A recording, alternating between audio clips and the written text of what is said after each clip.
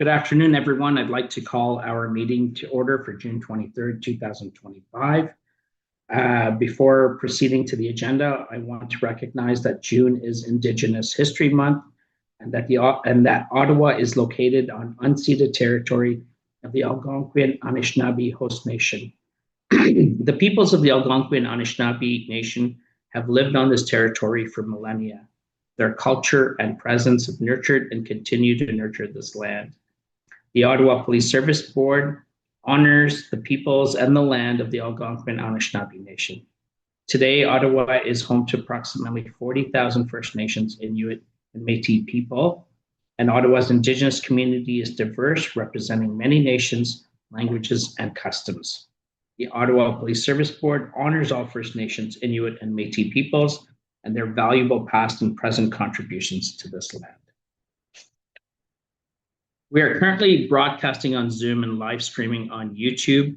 Should we receive any disruptions, I would ask that everyone remain patient as we work to fix the issue and resume the meeting as soon as possible. Today, prior to the public meeting, we held our in-camera meeting. I can report the following in terms of items considered for in-camera. An operational update, major events and demonstrations. The board considered this item in camera pursuant to 44.2K, information that Section 8 of the Municipal Freedom of Information and Protection of Privacy Act would authorize a refusal to disclose if it were contained in a record. The board received a debrief on the management of previous events that took place. No decision was taken with respect to this item. Major Events Briefing Canada Day, the board considered this item in camera pursuant to 44.2K. Again, information that Section 8 of the Municipal Freedom of Information and Protection of Privacy Act would authorize a refusal to disclose if it were contained in a record. The board received a briefing from the service regarding its operational plans for ensuring public safety on Canada Day. No decision or resolution was taken with respect to this item. A lease update, the board considered this item in camera pursuant to 44.2J, a position, plan, procedure, criteria, or instruction to be applied to any negotiation carried on or to be carried on by or on behalf of the board. A decision was taken with respect to this item. For legal matters, the board considered these items in camera pursuant to 44.2. E, litigation or potential litigation affecting the board, including matters before administrative tribunals. And F, advice that would be inadmissible in a court by reason of any privilege under the law of evidence, including communication necessary for that purpose. No decision or resolution was taken with respect to these items. Legal services status report, settlements first quarter 2025. The board considered this item in camera pursuant to 44.2E, litigation or potential litigation affecting the board, including matters before the administrative tribunals. F, advice that would be inadmissible in court by reason of any privilege under the law of evidence, including communications necessary for that purpose. The board received an update on legal claims and actions filed against the board in the previous quarter. No decision or resolution was taken with respect to this item. One personal matter, the board considered this item in camera pursuant to 44.2B, personal matters about an identifiable individual, including members of the police service or any other employees of the board. D, labor relations or employee negotiations. F, advice that would be inadmissible in a court by reason of any privilege under the law of evidence, including communications necessary for that purpose. Again, no decision was taken. And then the board considered two labor relations matter in camera pursuant to 44.2D, labor relations or employee negotiations. A decision was made regarding one of these labor relations matter and no decision was taken with respect to the other. I will now proceed with the confirmation of the agenda. With the board's consent, I would like to propose an amendment to the agenda to include Item 8.5.1, appointment of special constable, City of Ottawa Transit Services. This was a submission received by the board office after the agenda was published. The item is time sensitive. Board members would have received a copy last week. If approved, the report will be published as part of an updated agenda on our website. So it is therefore recommended that the Ottawa Police Service Board confirm the amended agenda of June 23rd, 2025 meeting. Is the amended agenda confirmed? Confirmed. Confirmed. Thank you. Confirmation of minutes, 3.1, minutes number 116 of April 28th, 2025. And I believe I have a comment on this one. I believe it's showing me as present and I was absent. So with that, with that amendment, I'm going to read. Is there any other comments on that with respect to that minutes? If not, we'll just recommend that the Ottawa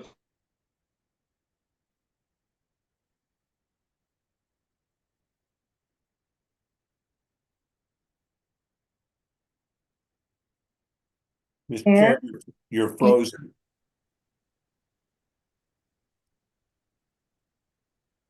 Councillor Carr. Well, I'm unable to read the amendment in as I don't have it in front of me. Should we return to that?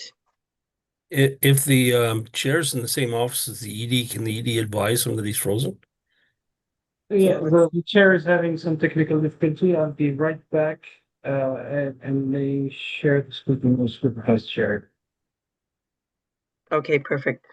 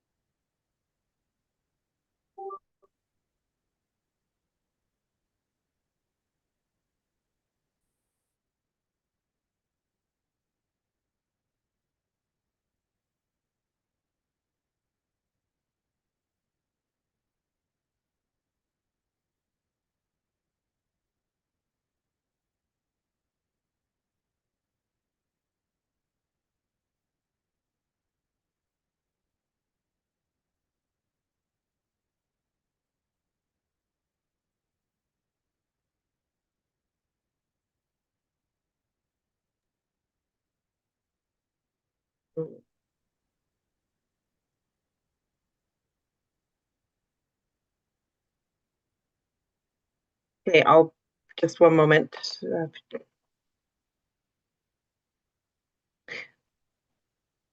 Probably going to take a few seconds for the chair to return, so I will assume the chair in about 30 seconds, if that's okay.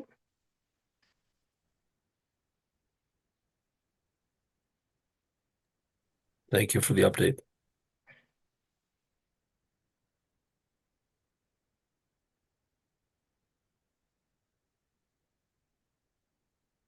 Okay, so we amended the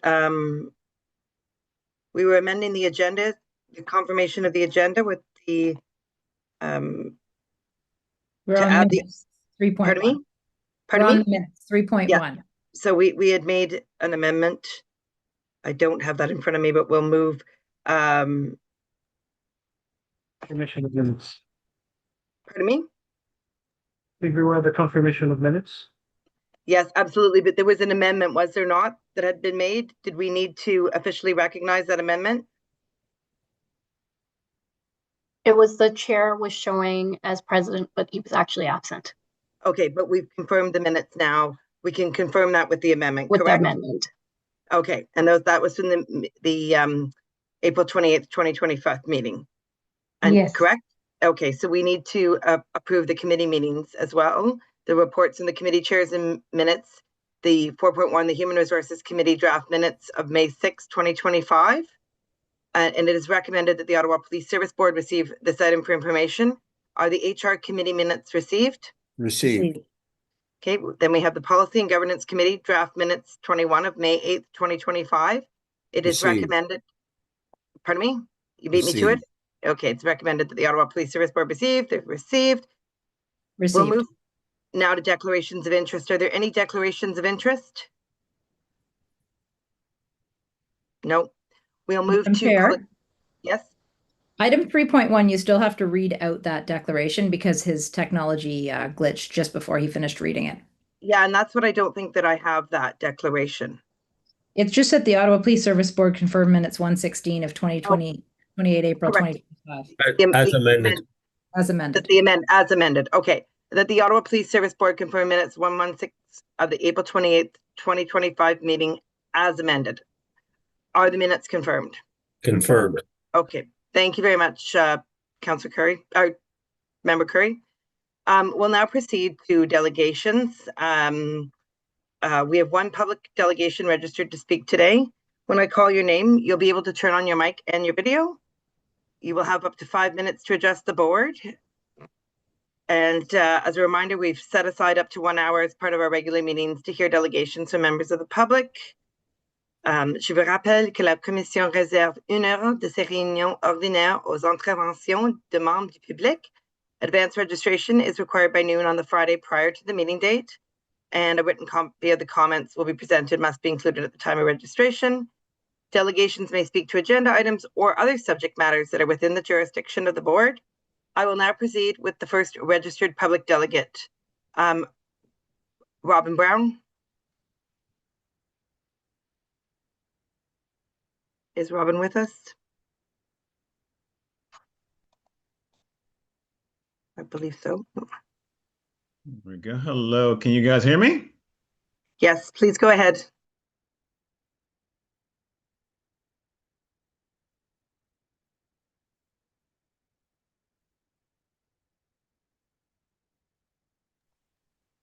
Is Mr. Brown frozen? Yeah, he's frozen.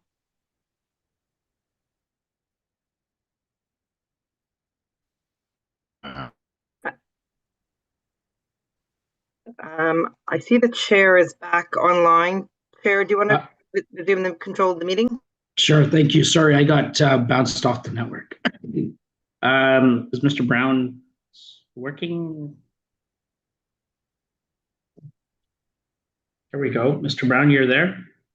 Yeah, can you guys hear me now? Now we can. Go ahead. You have 5 minutes, Mr. Brown.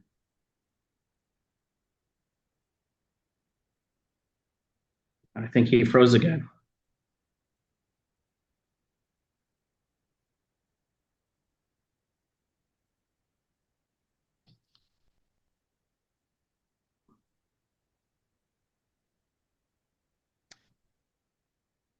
Mr. Brown.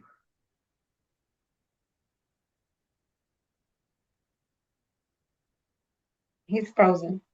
He's frozen. Do you have Yeah. communication with him? Is he able No. to get back No. online? He's there again. Okay, let's try this again. Robin, go ahead. I think the issue's on my end, actually. Can you hear me? Now we can. Go ahead. Oh yeah. Yeah. Okay, I'm gonna Yeah, I think he's frozen again. Yeah, he's frozen again. So why don't we move on to item 7? I think we'll come back to delegations if Mr. Brown has his system working. Mr. Chair, we might suggest to him that he turn his video off. Could be. Let's try that. Red, are you able to communicate with him outside of this meeting and ask him to do that? I'll send him a quick email, yes.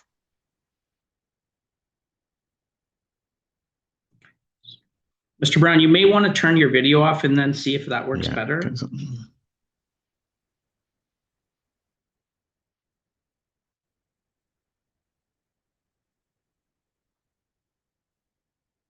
I think he's frozen again.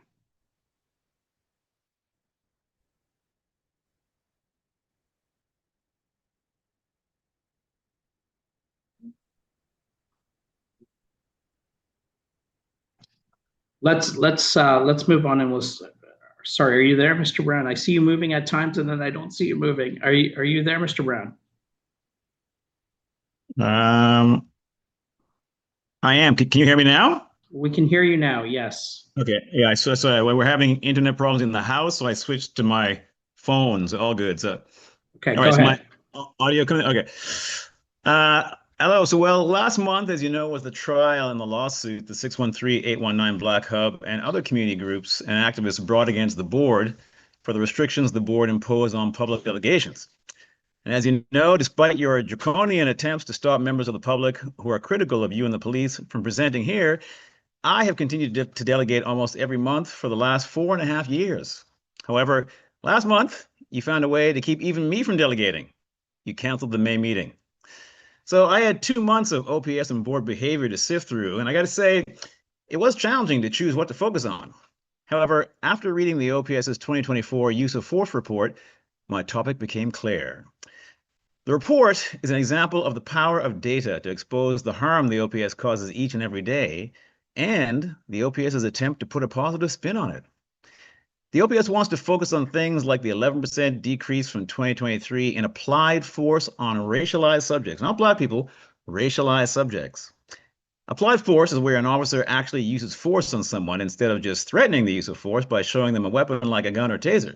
That's called display of force. So the OPS wants to focus on that. What they don't want to focus on are the most important stats, that OPS officers continue to use force disproportionately on Black and Middle Eastern Ottawa residents. They especially don't want to focus on the fact that the stat for Black folks remain unchanged from 2023, with OPS officers using force disproportionately on Black people 3.3 times more than expected. And they really don't want to focus on the fact that for Middle Eastern residents, it got worse, rising from 1.8 times more than expected in 2023 to the same as Black folks, 3.3 times in 2024. The OPS wants to focus on the great things they're doing to address this, like creating the Community Equity Council Use of Force Community Review Panel, which the OPS says will, quote, review use of force cases and annual reports to identify systemic issues and make recommendations for improved service delivery, unquote. The CEC has supposedly selected panel members who have begun training and initial case reviews. Now, I was surprised to read this, as neither the OPS nor the CEC have publicly announced the review panel members. And I'm really curious because I applied to be on the panel, but my application was rejected, just like my applications to join the CEC, the Guiding Council on Mental Health and Addictions, and the city's Community Safety and Wellbeing Plan Advisory Committee were rejected. But I guess the fact that the OPS sits on all those committees has nothing to do with that.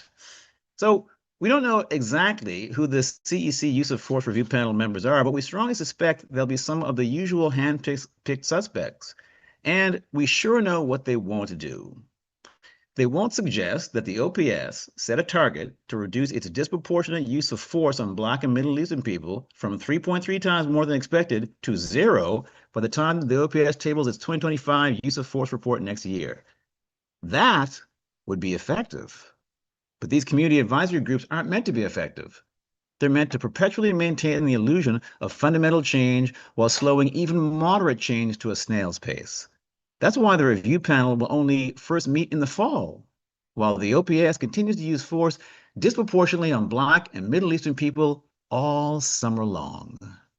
And this board won't do anything to change that because despite Member Carr committing to get this board to establish KPIs like the one I just mentioned, for example, demanding that the OPS set a target to reduce its use of force on Black and Middle Eastern people from 3.3 times more than expected to 0, you've not done that. You haven't done that despite page 6 of the OPS's Drive to strategy listing race-based data and use of force and traffic stops as key performance indicators. I'll close by talking briefly about the group that is by far the most ineffective at fundamental change and by far the most effective at maintaining the illusion of it, the Community Equity Council. Included in the 2024 OPS Use of Force report for today's meeting was a report titled, quote, 2024 Use of Force Report, Reflections from Sahada Alalo, unquote. For anyone listening who doesn't know, Sahada Alalo is the former co-chair of the CEC, and we just found out, the newly appointed co-chair of the CEC Use of Force Community Review Panel. Not surprisingly, in her reflections, Alalo laments the fact that the police continue to use force disproportionately against Black and Middle Eastern people, saying, quote, we have to continue to ask what else is needed to decrease those numbers and act to address this statistic, unquote. She then offers her predictable solution, more money for the police, for training and body cameras, despite all the evidence clearly showing that these things aren't stopping police from harming people anywhere. The OPS's drawn-up-to strategy was created in collaboration with the CEC and will be equally ineffective at getting the OPS to stop disproportionately using force against Black and Middle-Eastern people. It's time to reimagine community safety by shifting money away from the Ottawa Police to things that actually respect people's human rights and keep us all safer. Thank you. Thank you, Mr. Brown. I see we have two questions. So I believe Member Vice Chair Carr had her hand up first, and then we'll go to Member Curry. Yeah, thanks very much, and thanks for your delegation, Robin. Just to let you know, the board is still very much committed to getting those KPIs and targets. We've been working on refining them because there was quite a lot of work that needs to be done. I believe the chair is probably going to report on this today as part of his verbal report, but the adoption of that final draft of the strategic plan, we deferred it to July to allow time for all the amendments that were necessary. So I'm sure we'll see you back here in July, but we will have that presented to the board in July, and apologies for the delay. I think it's something that we do need to get right to have those KPIs in place. But thanks for coming out today. You can always send me an email, as you know. Thanks, Vice Chair. Member Curry. Thanks. Yeah, I just was wondering what your thoughts were. Document 3 and Document 4 in the report for use of force data did, one being an external review and the other one being SAHA, as you said. What do you think of both of them recommending the body-worn cameras as a good idea?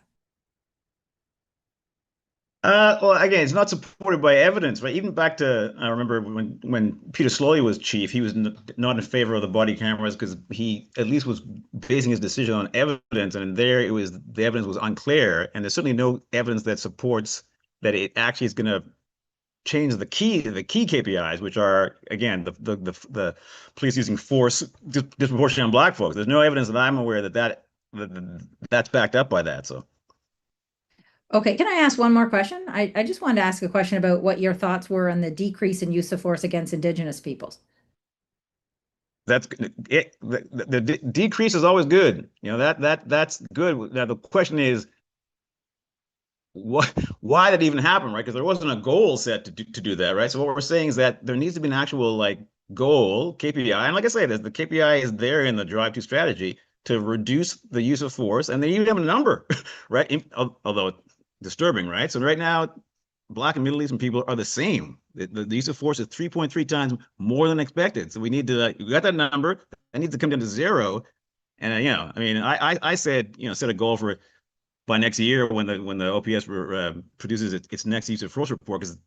But I mean, obviously we want that to come down sooner, but that's a pretty clear target, right? You want that wouldn't that be great if next year report you say, done, or even below 0, like it is for white people, right?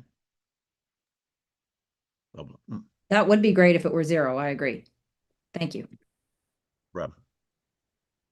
I see Chief Stubbs. Did you want to comment on the delegation? Yeah, thank you, Chair. I just wanted to make a comment in regards to Mr. Brown's comments to the CEC. I find just disparaging a group of volunteers a bit distasteful. Look, this group works with the OPS and has for years on numerous issues, not just use of force issues. And they give us a lot of advice and guidance. And I can tell you it's often blunt, but it's valuable, it's useful, and it's also very respectful, when they tell us what we're doing, good, bad, or ugly. We appreciate them a great deal. And I know Sahara Lolo's name was used as well too. A great community member, a great leader in this community, not just the Black community, but the community as a whole. And they're just a great group of people. And I know some on the board have been at those meetings. And it just should be noted the value that we hold of all those people that are in that group. Thank you, Chair.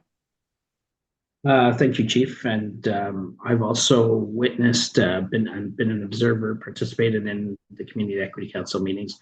And I would share your viewpoint that they are very helpful. They are very instructive to the OPS. They do raise critical issues.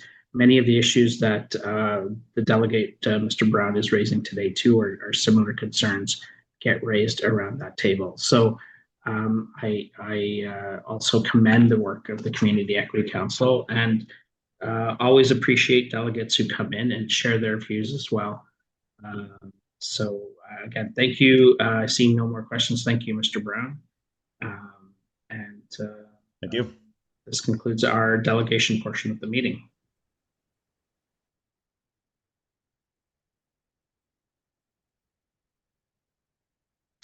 We'll move on to item number 7 of our agenda, inquiries. Are there any inquiries? Seeing none, we'll just go through our list of items of business, and we're going to hold 8.1.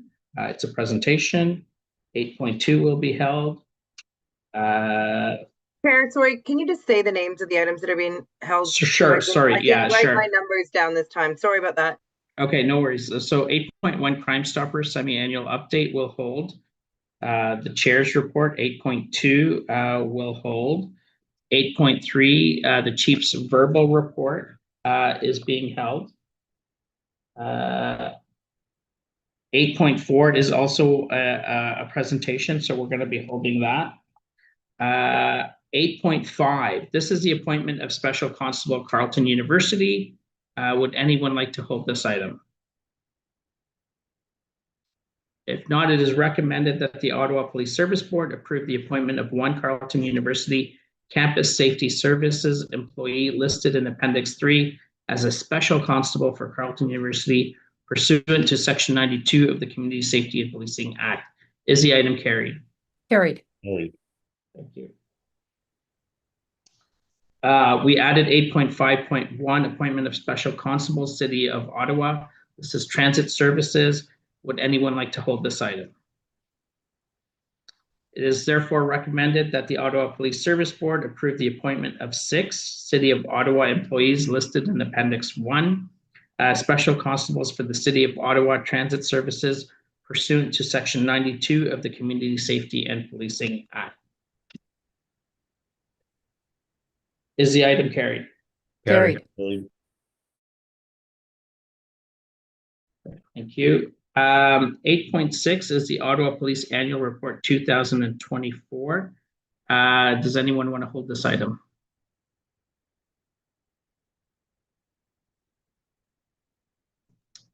Vice Chair Carr? Yeah, just quickly, if we could hold that, please. Thanks. 8.7 Annual Use of Force Report 2024. Hold, please. Thank you. 8.8 Professional Standards Unit 2024 Annual Report. Hold, please.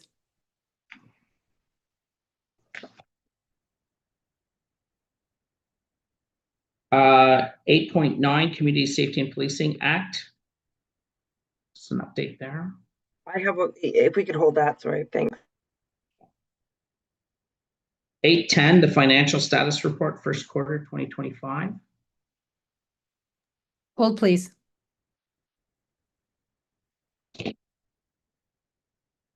8.11 the Performance Report, first quarter 2025.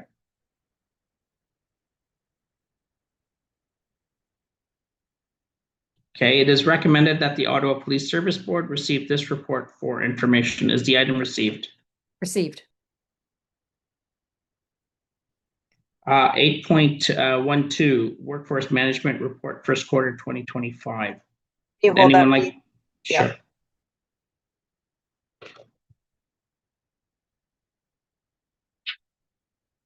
Eight 13. This is a report on Special Investigation Unit 24 OCD 510. Okay, Chair? it is, yes. Sorry, I did have one question on the professional standards report, but we already didn't hold that. What number? Sorry, where are you? Sorry about that. There was a lot of paper this week.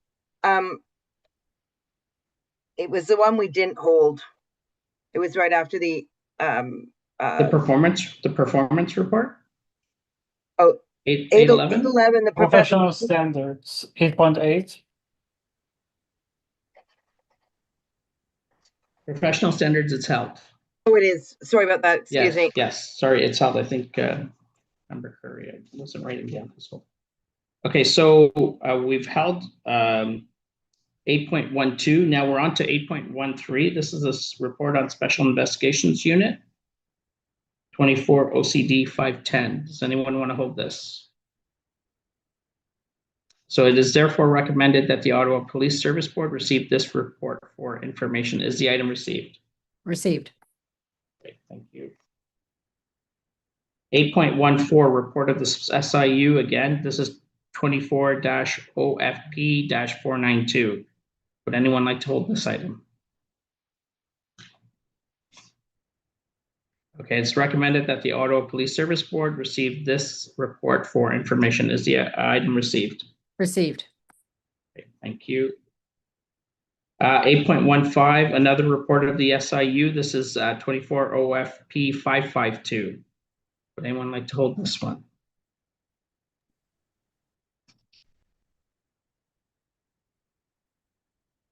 Okay, it is recommended that the Ottawa Police Service Board receive this report for information. Is the item received? Received. Received. Thank you. 8.16, this is the response to inquiry I-2507.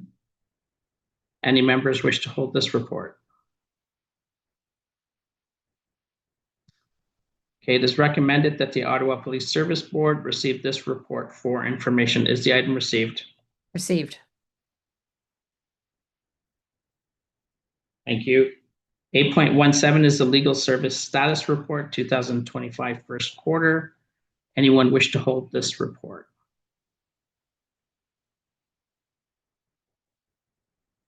Okay, therefore it is recommended that the Ottawa Police Service Board receive this report for information. Is the item received? Received. Thank you. You'll recall at the last Policy and Governance Committee meeting, it was agreed to that we would begin using a consent agenda item for all items that have been pre-approved at committee level. The consent agenda will also include items approved by the board by electronic polling, which are before us for ratification. So there's a number of consent agenda items. Would anyone like to pull any of the consent agenda items for discussion?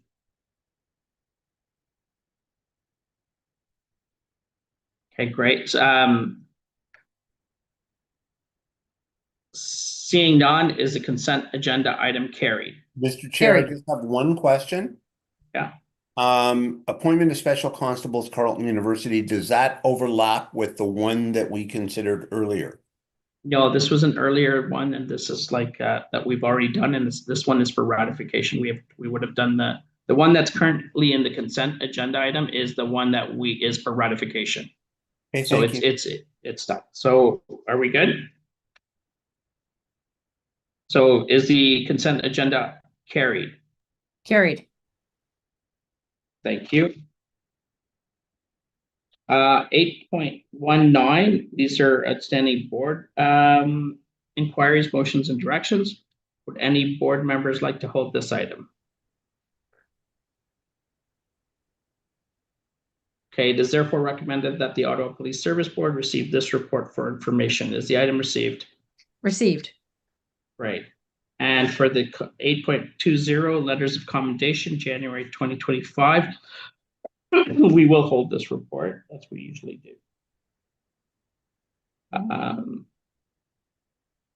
So we'll go back to items of business, Crime Stoppers semi-annual update. This is a presentation. This is 8.1. And we are hopefully joined by Richard McMullen, President of the National Capital Area Crime Stoppers, who is joining us for this presentation.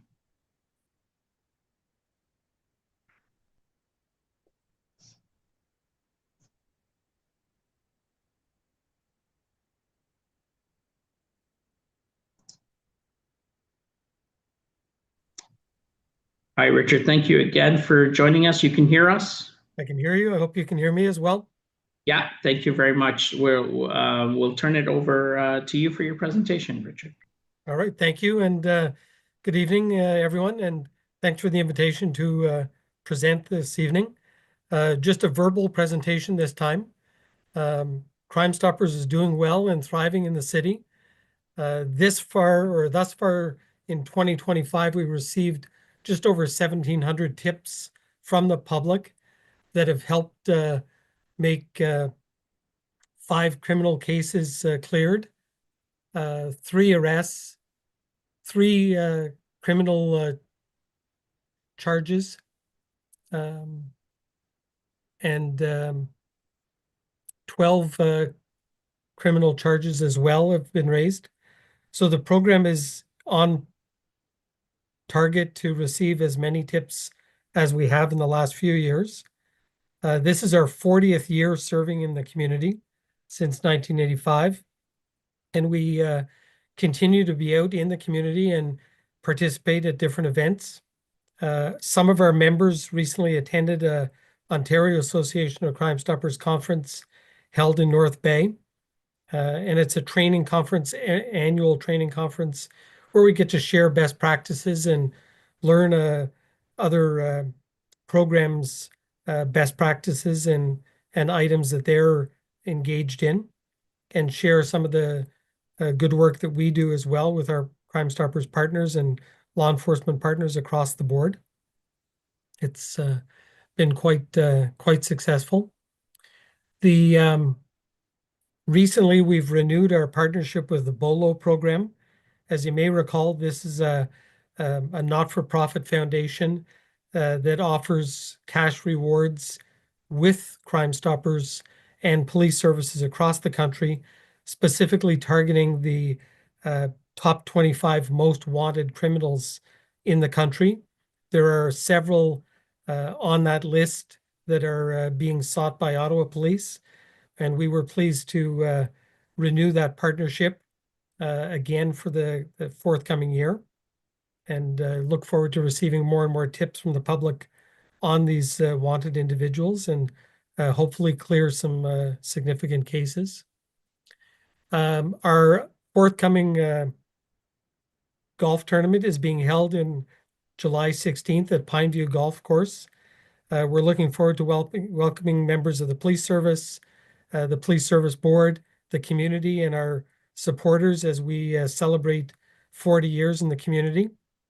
And it should be another notable experience to showcase the good work that we do, but more importantly, to raise funds for our program and make us financially viable again moving forward. This year, we saw one of our board members, Jim Tugwell, retire after 30 years serving as a volunteer board member with Crime Stoppers. And we were very appreciative of his years of service and contributions to the program. And we look forward to seeing him at our golf tournament and recognizing him in more of a public forum at that event.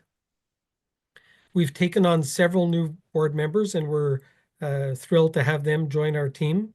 We've also recently engaged with several new volunteer youth board members that are able to assist us at community engagements and events that we participate at.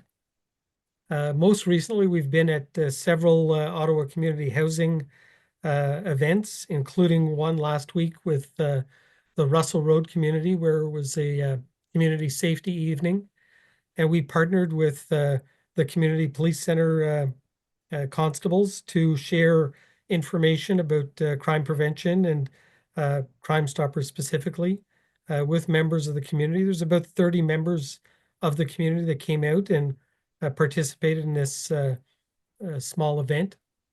We've done several others with Ottawa Community Housing, and those are great opportunities to share awareness and information about our Crime Stoppers program with members of the community, and it's always well received. We enjoy them. This past Saturday, I was out at Councillor Hubley hosted a community safety day in Canada in Ward 23. It was well attended. It was a beautiful day for activities with several other community partners, including the fire service, police department, OC Transpo, Ottawa Public Health, and a number of other community groups. And Councillor Hubley and his team always provide a great organization to facilitate community engagement. Literally hundreds of community members came out and learned about our program, and that's quite appreciated by us. So these types of events basically form the backbone of our engagement as we go out and share information and make the public aware of what it is that we do and how we can provide those anonymous tips to the police and help in community safety. I'd be happy to take any questions if anyone has any. So Richard, thank you very much. I want to, first of all, on behalf of the board, congratulate Crime Stoppers for 40 years and celebrating your 40th anniversary, and for all the work that's undertaken. So the community truly appreciates it. I'll open it up for questions, as Richard just said. So if there's any questions or comments, Member Curry. Yeah, thanks, Richard. I'm just wondering, when you have an event like that, like some of the community associations in Canada hold various events where police come and speak to the community. Have you noticed that after you hold an event like that, you may have more calls that come into Crime Stoppers? Do you think that's effective? Yeah, I think it is effective. I know that when we began the community engagement and outreach, we saw a dramatic increase in the number of anonymous tips that we receive. We don't specifically measure based on individual events. And again, we don't track where the tips land in terms of geography across the city or region. So it's difficult for us to take that metric and manage it. But I can tell you that in the very beginning, when I began, we started to do more and more community engagement, and we saw a dramatic increase in the number of tips that we'd receive. Good to know. I mean, I think it might be helpful. I just was thinking, every councillor has a newsletter. It's something that you could definitely ask the city councillors to put in their newsletter, just to let people know, like, clearly what the number is, and that we often put a make the right call component in our newsletter. But it might be another part of it that might be helpful. But I just was wondering if you track that. Yeah, no, that's a good point, and I'll definitely bring that up and see if we can offer some sort of tracking. Again, because of the anonymity portion, we don't know necessarily where the tips are coming from. We just know that the numbers are there, and the numbers continue to be strong. Great. Thank you very much.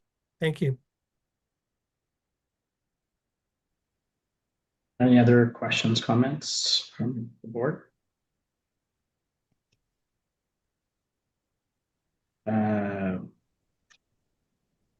Okay, I will read in the recommendation. It is recommended that the Ottawa Police Service Board receive this report for information. Is the item received? Received. Great, thank you. I really want to thank you, Richard, and your organization again for coming and always, providing us updates every 6 months or so. So thank you again for coming. And I believe the OPS and some board members are participating in the golf tournament on the 16th. So it'll be good to see you again at that point. Thank you. That's great. We're looking forward to it. Thanks again.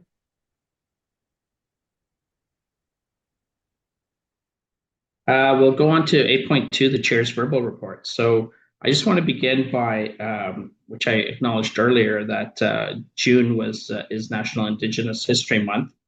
And on June 19th, Vice Chair Carr, Member DeRoche, Henschel, and I had the honor of attending the Wabeno Center for Aboriginal Health Ignite the Spirit event, and many members of the OPS were also there. It was an event not only to celebrate Indigenous Peoples Days, but to recognize Wabeno's invaluable contribution to the community and Wabeno's commitment to providing sort of culturally relevant health services and promoting the holistic well-being of Indigenous peoples is always inspiring, and it was a very good event to attend. So I wanted to report on that. The next, I just wanted to highlight that 3 members of the Ottawa Police Service have been appointed to the Order of Merit of Police Forces this year, and to congratulate them. This is an award that's awarded by the Governor General, and it recognizes exceptional service, leadership, and contributions to community development within the Canadian policing. And this year we have a Staff Sergeant Walter Lushman, a national leader in water safety and drowning prevention. We have Andrea Lamotte, a seasoned 911 communicator, respected leader with the Ottawa Police Association. And last but not least, we had Deputy Chief Trish Ferguson, who we all know is a role model for women in policing and an exceptional and effective leader. Deputy Chief Ferguson has overseen complex and high-profile investigations and operations, including the successful execution of Project Champion. So just congratulations from the board for all three for receiving the Order of Merit. At the board, we also have welcomed a new senior policy advisor. So welcome to Shraddha Badaravada. And in this role, Shraddha is going to be supporting the board in developing policies, conducting research and analysis, and advancing strategic initiatives. And she'll also play a key role to help ensure that the board's work is grounded in evidence and community input. So I just want to thank the executive director and member Henschel, who were valuable in this hiring process. And also it just points to the board's desire to increase capacity. So thank you for that and welcome aboard, Shraddha. This month, we'll see there's the annual report that's part of our agenda. And it's an annual report that's required by the Community Safety and Policing Act 2019. And we have decided that it'll be a joint report between the board and the Ottawa Police Service. And I think it just shows that we're working together. But I just want to highlight for the first time that this annual report has a specific section dedicated to the work of the board, and hopefully will increase and get that better over the courses of the next annual reports. The strategic plan update, this is what Vice Chair Carr referred to earlier with respect to her conversation with the delegate. And I just want to provide an update. Last month, the board did finalize its first full draft and updated strategic plan. And this was directed at our April meeting that the plan include clear targets and key performance indicators across all the areas mandated by the Act. We took this draft, the executive director took this draft to the Community Equity Council for consultation in their May 20th meeting. And we received great feedback from a number of individuals at that meeting, and we're really grateful for their engagement. As a result of that May 20th meeting, there was another subsequent meeting held with the Community Equity Council specific to the strategic plan and key performance indicators. So the board office is now preparing a final draft of the plan, which will incorporate the Community Equity Council's feedback. And this final draft will be published and brought forward for approval at the board's July meetings. Just wanted to give you that information. And then just a little bit of sort of engagement that the board has done. We continue to attend various events, etc. The South Facility topping off ceremony with Vice Chair Carr, members Curry, DeRoche, and Henschel was held on May 9th. And it provided us a really good opportunity as a board to see the progress that's been made at the South Facility and actually to go into the construction site. And so we thank the police service for organizing that and for providing board members with the tour. I had the privilege of attending the part of the Police Association of Ontario's annual general meeting, where I provided welcome remarks on behalf of the board. And it was great to see all the members of police associations across Ontario gather in Ottawa for that. The number of board members and I also attended the Cadet Corps graduation of new police officers swearing in ceremony. And then earlier this month, I had I spoke at the swearing in ceremony for the Ottawa Police Service's newest special constables. And this was special too because we had Minister Kirshner there, and who spoke to the graduating class as well. So that was, and the Special Constables Program, the expanded Special Constables Program will be great for the future for the service. . 'Cause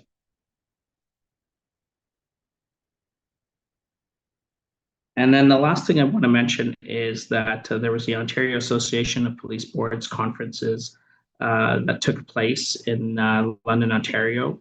And Vice Chair Carr, Member DeRoche, and the Executive Director Saya attended and participated. And it offered us an opportunity to connect with other board members from across the province. There were a number of educational components to this conference. And we saw the governance challenges, the oversight practices, and sort of the evolving role of police boards across the province. So it was very valuable to attend the London conference. With that, I see Member DeRoche has his hand up. So for questions or comments, I'll start with Member DeRoche. Thanks, Chair. Great report as always. I very much enjoy attending the swearing-in ceremonies for the new constables. I'm wondering if we could just make sure that when they happen, that there, as best we can, that there's no conflicts with council or committee, so that members of council can attend, particularly the ones on this board. Thank you. Thank you for that suggestion. And I know the police service is sort of juggling a number of commitments and calendars, but there's another criteria to add. So Chief Stubbs, if in planning that, if you could take that into consideration as well, that would be great. So any other questions or comments for Chair's remarks? If not, it's recommended that the Ottawa Police Service Board receive the Chair's report for information. Is the item received? Received. Received. Thank you. We'll go to item 8.3, Chief's verbal report. So go ahead, Chief. Thank you, Chair. Good afternoon. Bonjour to everybody. We've had a busy spring with a steady run of major events, and I just want to highlight a 6-day stretch starting on May 24th, which was the race weekend, and of course 36,000 runners and spectators over a large part of the city. So after that weekend, the Monday, Tuesday, of course, was the royal visit of King Charles III. And then May 27th and 28th, the CANSEC, of course, Canada's largest defense and security trade show. And the following week, we had the 2025 Special Olympics School Championships that the OPS hosted. So all of these events while managing daily demonstrations and the day-to-day work. So I'm sure pleased to report that there were no major incidents, and I tell you that's a credit to the planning teams and the officers and members on the ground. I was extremely proud of the entire team that delivered for the community during that very busy time. We have another major event on the horizon, Canada Day next week. We're about 9 days out, and our planning is well underway. There are multiple celebration sites throughout Ottawa, which means a citywide footprint.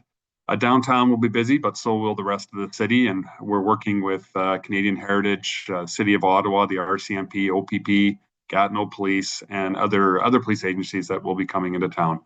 So no doubt that extra officers will be here to ensure that we have the resources we need. Our focus on traffic safety, it continues with a combination of education and enforcement every day, and we officers are the concerns of residents and dealing with the issues like car rallies. In late May, as part of the ongoing hashtag Residents Matters enforcement initiative, we issued 11 offense notices in the Greenbank Road and Strandherd Drive area. And that stop included a 22-year-old man who was going 137 kilometers in an 80 zone. He was charged with stunt driving and having an obstructed plate. And that, interestingly, was his second stunt driving charge in 3 years, so he certainly hasn't learned. A 21-year-old man was stopped on Strandherd doing 137 in a 70. And he was charged with stunt driving, unnecessary noise, no muffler, and failing to surrender his insurance. You'll continue to see more officers out there, especially at night, not just watching for impaired drivers, but for speeding, distracted driving, and not wearing seatbelts.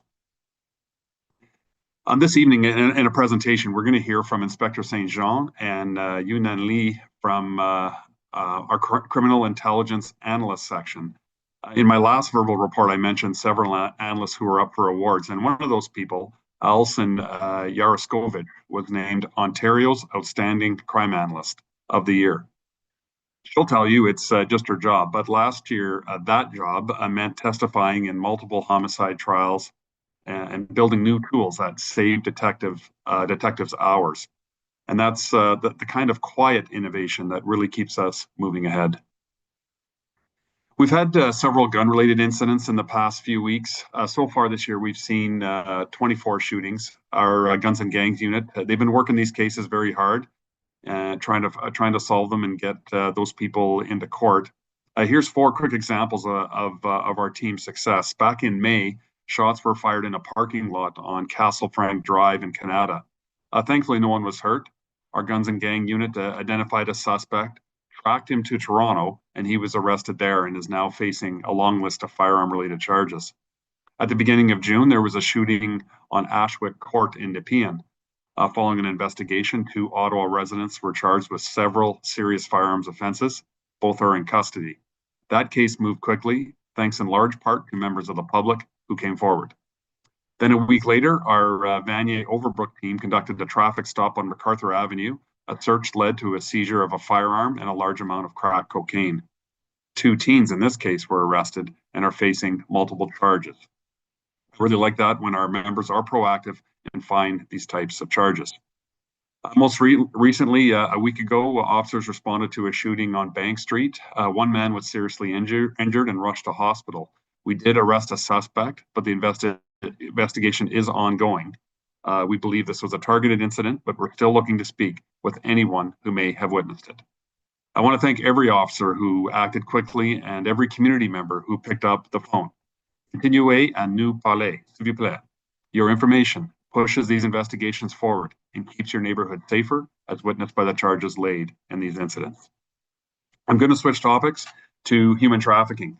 Last month, our human trafficking unit laid serious charges against a man in connection with a complex and deeply disturbing investigation. The offenses date back several years and involve multiple victims. 27-year-old Anthony Badabanga Mukendi faces charges including trafficking in persons, assault, procuring, forcible confinement, and more.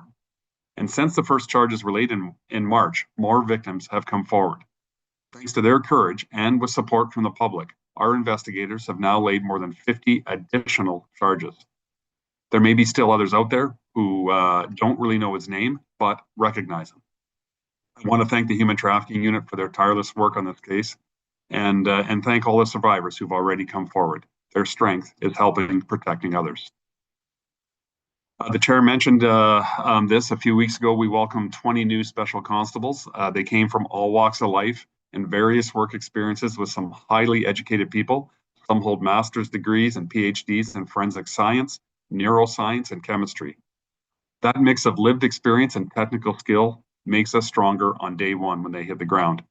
They'll step straight into the goal of Project Complement, which we've mentioned before, processing evidence, supporting investigations, handling hospital guarding, and giving frontline officers room to breathe.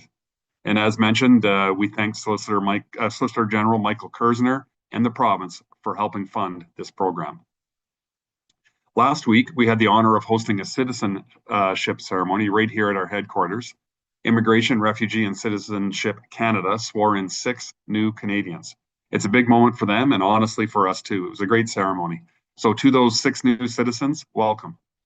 Later in the day, it was followed by our annual Diversity Day that were held outside our office on Elgin Street. We had a lot of officers, members of the community, the mayor attend to watch some great entertainment, eat some food, and meet people from various diverse communities.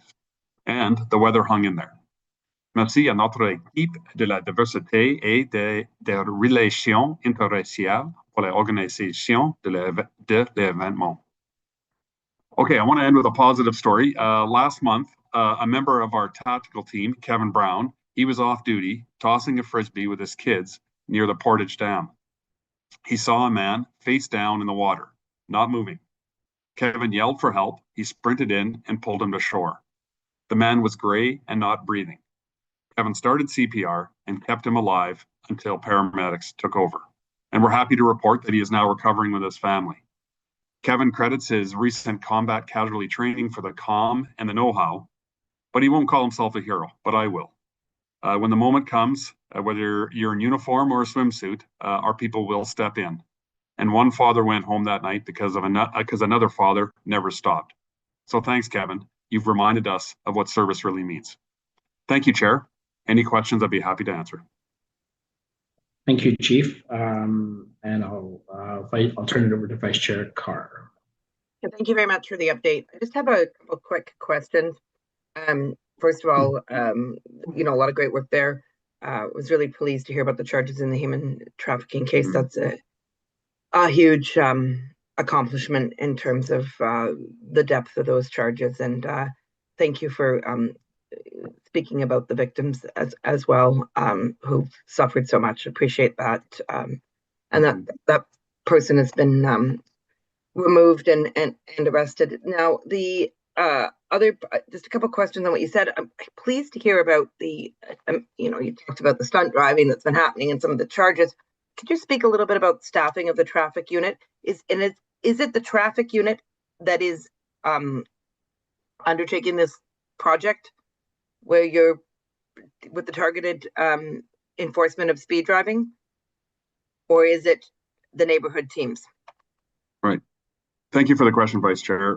It's a combination of a number of groups. The frontline teams have been in there. Our NRT teams, as well as our traffic units, have contributed to the different projects. We simply just don't have enough traffic people to let them focus on that. So we do bring in other groups as well too, which I like, because everybody has to get comfortable and get into a routine of conducting traffic stops, enforcing the HTA. Okay, perfect. So I think I'll probably ask some of my questions about this when we review the plan from last year, the annual report. But other officers, other than those assigned to the traffic unit, can issue these violations, right? Like they can be assigned to monitor these sorts of activities.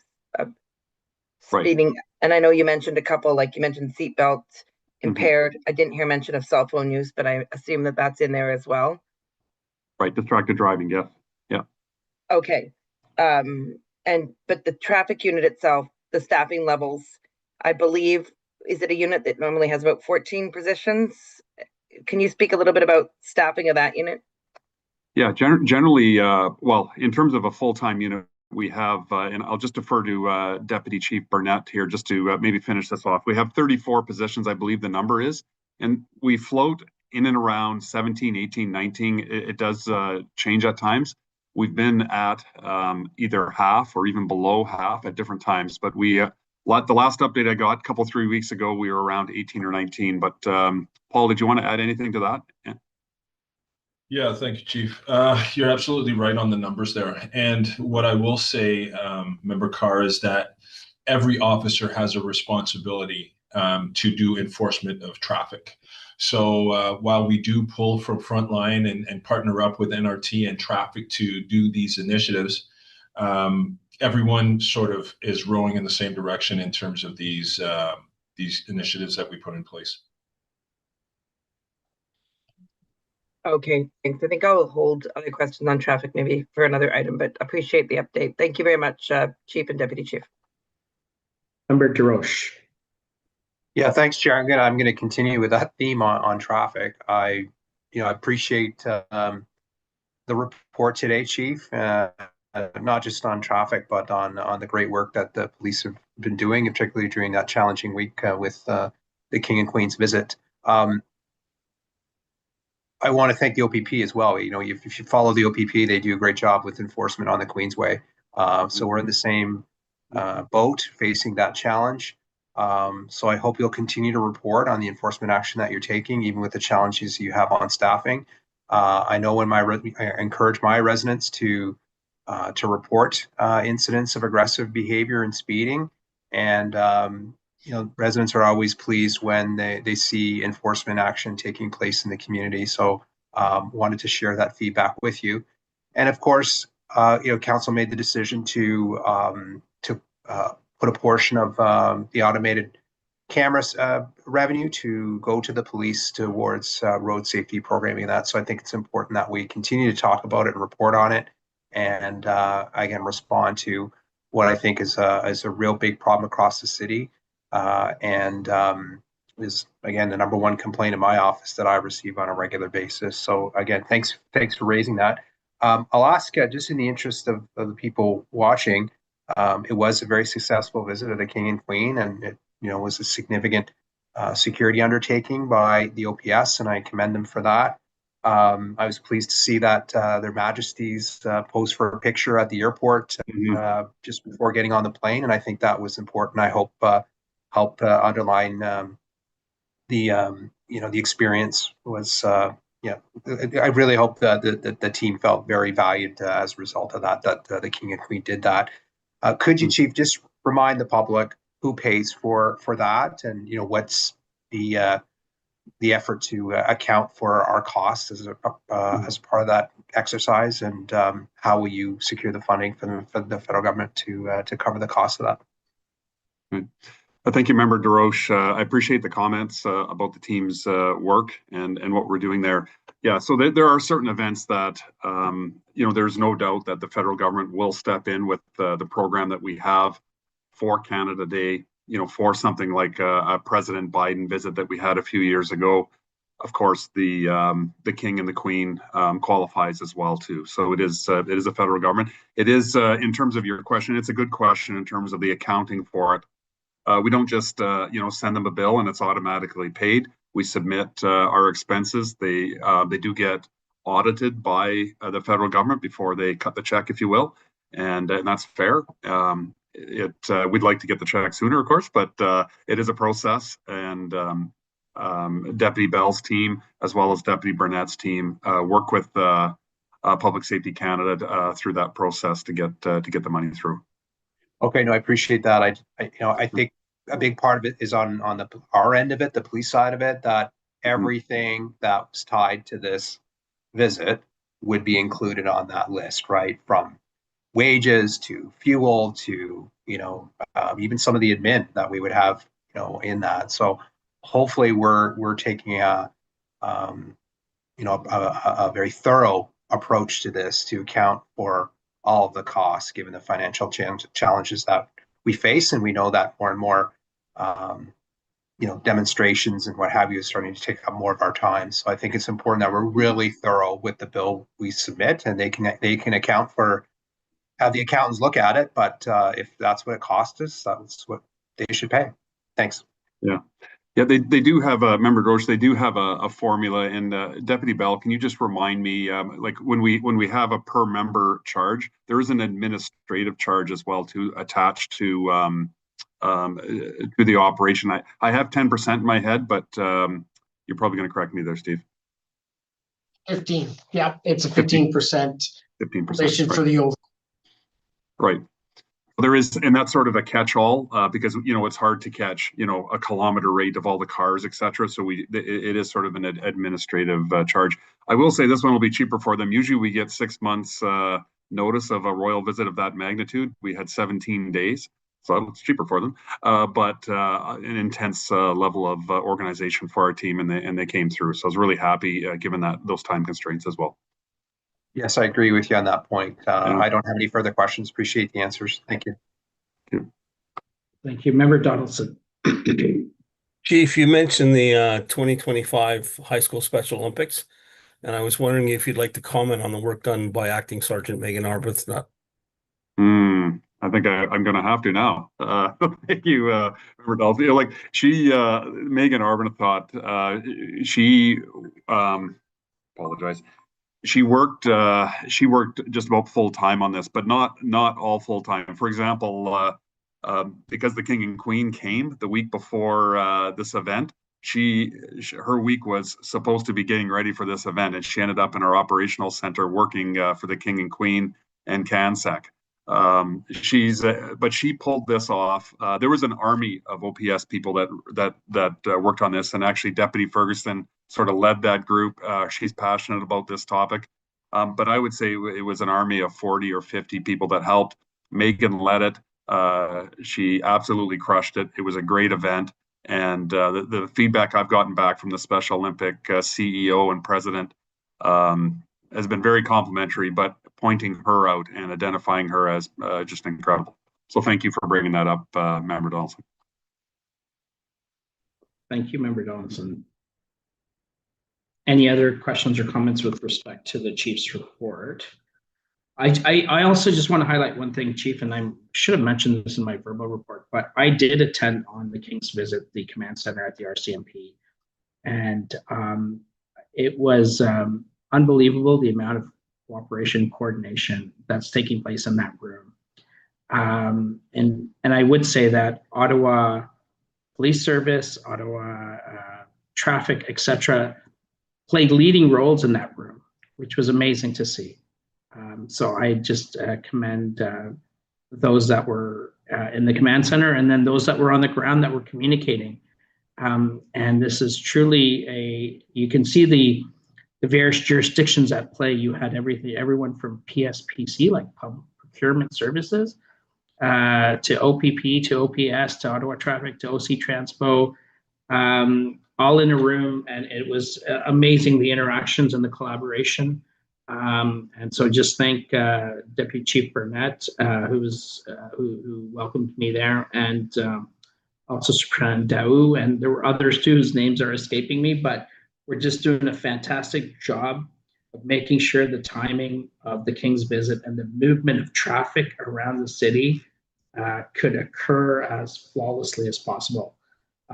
So just to watch that, so thank you. Thank the service for that opportunity. So I will now say that it's recommended that the Ottawa Police Service Board receives the chief's verbal report for information. Is the item received? Received. Thank you. Now we're going to go into an educational presentation. It's the crime analyst. It's 8.4. Before we go into this, there was a written delegation that was provided, and it's all the members have received it, and it's sort of pointing to the ensuring that the board's meetings are effective and efficient, and calling into question whether or not educational sessions should be part of the board's agenda for these public meetings. At this point, we started as a trial. Other boards, or at least one other board in Ontario, is doing it, and they found it successful. But I think what we need to do is just to ensure that it's a sort of a 10-minute quick presentation for the educational component. So we're being time effective. And my suggestion is we can evaluate this after a number of these have occurred and see whether it is still appropriate to carry on the way we've done. And I know this meeting, the agenda is a bit longer because we didn't have a meeting last month, but let's still try and continue with the short educational presentation. And with those introductory remarks, I'll turn it over to you, Chief, and your team. Thank you, Chair. Yeah, real pleased to have Yunin Lee and Inspector St. John here to speak on this topic. I am going to just pass it over to Deputy Ferguson to formally introduce her team. Trish. Thank you. Good evening, everyone. It gives me great pleasure to introduce Yunin Lee, who is the manager of our Crime and Intelligence Analyst Unit, as well as her supervisor, Inspector Nicole St. John. Their team does excellent work behind the scenes. They use data and information to find spot trends, support investigations, and really to help solve crimes. So we're lucky to have them. I know you'll enjoy learning more about them and what they do. So I'll turn it right over to the ladies. Go ahead. Thank you, Deputy. I wonder if my inspector is online.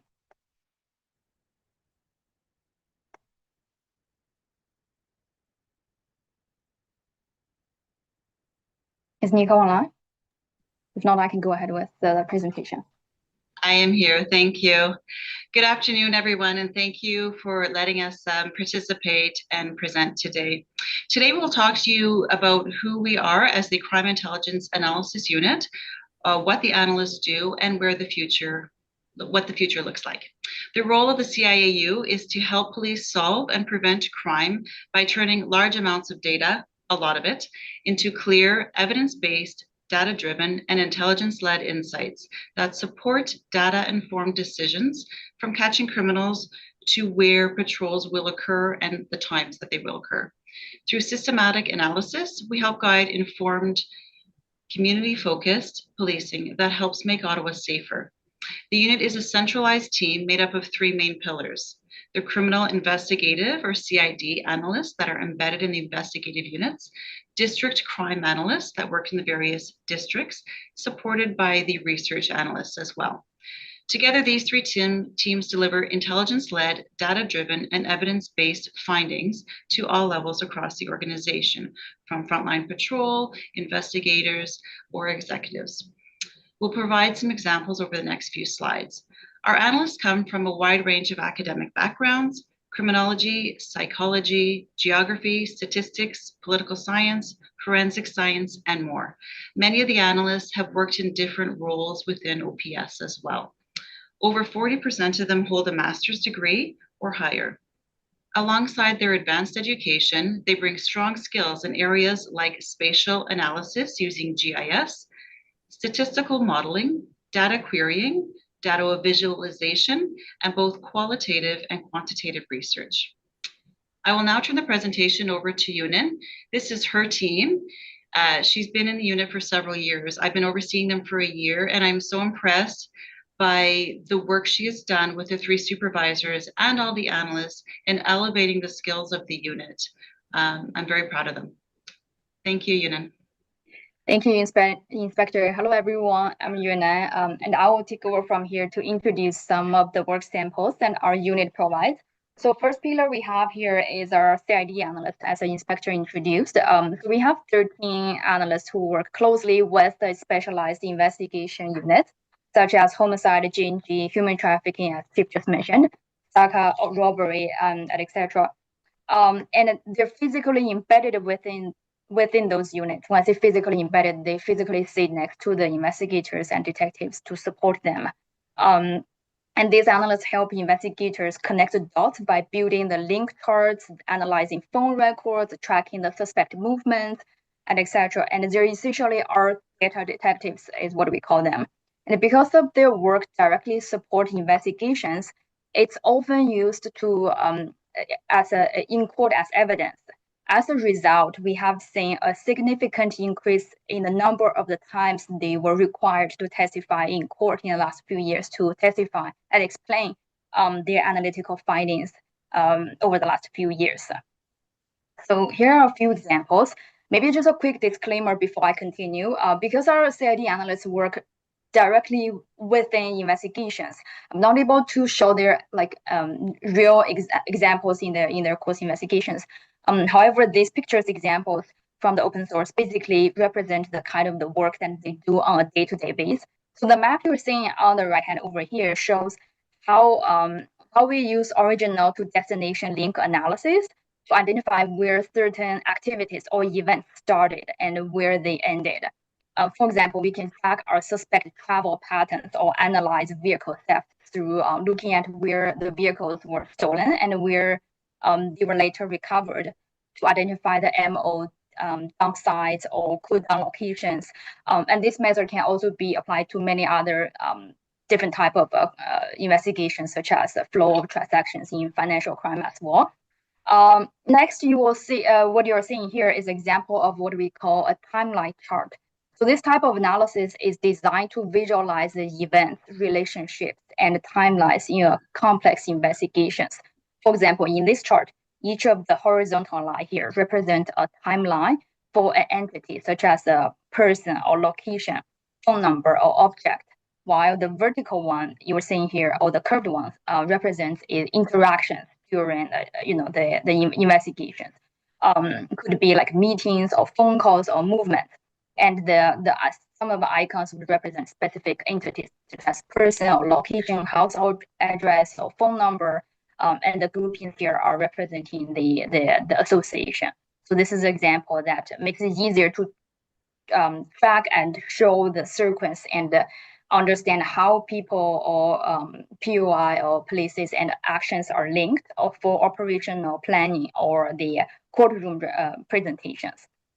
The last one you were saying is basically a comprehensive chart that brings together multiple layers of data, right? Their map locations and their suspect network, their communication frequency by time, heat metric, etc., etc. So hoping these few examples give you a brief idea of how our CID analysts are being leveraged within the investigative team. Also, Chief mentioned earlier, one of our members recently received the award as the Outstanding Analyst of the Year. It's truly a rewarding and fulfilling role and job that we do. Our next pillar is a district crime analyst. We currently have 6 analysts embedded within across different districts across organization. And these analysts monitor daily and weekly crime trends using real-time data from our CAD and RMS systems, combined with officers' input and field intelligence. They create crime maps identifying hotspots, prepare briefing notes, and provide real-time analytical, operational, and tactical support to frontline officers, including from patrol to NRT. NRT is our neighborhood resources team, and also our gas units. Gas units are our frontline investigation units. They also develop technical products such as person of interest and location of interest profiles, association charts, links, dashboards, and conduct forensic analysis. So over here is a real example that our unit developed. There's some sensitive information, so I have covered those, but the rest I didn't cover. The dashboard. So this is a MO trend analysis dashboard for our being unit. And it would show you, it would give you a general idea of you can query by time of the day of the week, different district, and see the map to see the trends of the BNE happening across the city. And then especially in BNE cases, certain suspect groups may use similar MOs, such as targeting specific items or using the same method of entry to enter the house or the commercial properties. So when detectives are investigating, let's say, a specific case, this dashboard would empower and help them to quickly identify potential related other incidents happen across the city to connect them and to the non-suspect and find the links in a faster way. That's an example of what our district crime labs can do. The next pillar I'd like to talk about is our research analyst team. So this team is still fairly new. We brought them into the organization later last year, September 2024. So it's been only a few months, less than a year, but even within a short time frame, we've already seen a lot of potential of this, what this team can do. Just like the district crime analyst, district research analysts are also embedded within each district, and also we have also 2 working on the citywide project. They work directly with our frontline officers, staff surgeon, NRT, staff surgeon, and inspectors. Their role is a bit different though. They focus on doing deeper thematic research, focusing on long-term and strategic research to look at trends and issues using open source intelligence, external reports, academic studies, journals, and community data. So their job is to help assess what's working and what's not. Like the new enforcement strategies or pilot projects, and provide recommendations to improve how we can operate at all levels. So our goal for using this group is as a sandbox for our innovation. It's basically a lab where we can try out new ideas, innovative ideas, before rolling out to the rest of the team, analytical team and investigation teams. So it's an exciting space for innovation. There have been many success stories for our new research analysts. Here, I'll just bring one to your attention. So this particular project was led by 2 research analysts, one at Central, the other one at East. So both of them only joined us in March 2025. And just a few weeks later in April, they were tasked to conduct this research project to investigate the incidents of threatening behavior and harassment behavior towards our officers, including email, verbal, or phone harassment. So they examined our internal data, looked at the external source, and used open source intelligence information to identify key trends and relevant policies that have been adopted by other agencies. I won't go through all the details of this research given the time limit, but one of the main findings was that threatening behavior towards our OPS officers was underreported in our data system back then. That was mainly because harassment that our officers experienced during their duties have often been seen as part of the job, and our data system at that time didn't offer an easy way for the officers to quickly flag these behaviors unless it's something serious, right? So to address that, the analysts worked with our ITES teams to create a new study flag, which now gives officers much simpler way and much easier way to basically flag the calls when they are on duty. And on top of that, our RAs also developed is in the process of developing an automated dashboard to track these reports in real time, and they will alert the chain of command when the harassment behavior is happening, partially for situational awareness, but also for wellness and safety reasons. There were also several other recommendations. I won't go to the details here. Here are just some other research projects that are undertaken, and this is just a quick snapshot. The goal is to use this research project to provide a fundamental knowledge to identify potential new practices and approaches that our organization can adopt at all levels to solve, reduce, and prevent crime. So the next step, there are many areas we're heading due to a time limit. I'll just highlight maybe two important things here. One is a closer collaboration within this area. Later this year, our unit will be hosting the Eastern Ontario Crime Analyst Network workshop. We will bring together not only our peers from other agencies, but also academic and technology partners. We're taking a leadership role in growing a stronger, more connected community of crime analytics in Ottawa. And finally, the analyst retention and the career growth is a major priority as well. Our job, what we do here in this unit and at Ottawa Police Service, is a very rewarding job, but it takes a huge amount of time and effort to train the new analyst. And that work often happens behind the scenes. That's why talent retention is so important, and why it's part of our broader OPS strategy for employee stabilization strategy as well. For example, our research analysts are all project funded right now. We're hoping to secure them for longer term of their planning purpose. I think that's all for my presentation today, and thank you for listening, and we welcome any questions. Thank you, and thank you, Nicole. Member Curry has got her hand up even before I asked. Go ahead, Member Curry. Hi, thanks. First of all, thank you very much. It's very helpful for us to see this department, this area, that makes you realize that when you think about a police officer, it's not necessarily somebody just in a uniform on the street or in a car, but actually doing this type of research and analytics. I think this is very helpful. The other thing I wanted to say was, at the city, one of the things we complain about all the time is that we're sometimes not making data-informed decisions. So I'm glad to see how much your data and analytics are embedded in decision-making. You're giving me a lot of hope. My question is, how closely are you working with some of the staff at the police service that are working on our KPIs? Would you say that you're involved in some of those conversations yet? Yeah, for sure. So our team works closely with the Executive Director John Steinbach's team. So we even work on the annual report that you have received. Our unit also contributed heavily on that, including, for example, youth stats and multiple other stats, and the not just numbers, but why and what actually happened behind that. In addition to that, we also work very closely with the district chain of command inspectors. So I know the counselors are frequently speaking to the district inspectors. We are often the data analytics support behind the saying to speak on those questions when it comes to this KPI or what else we could be doing.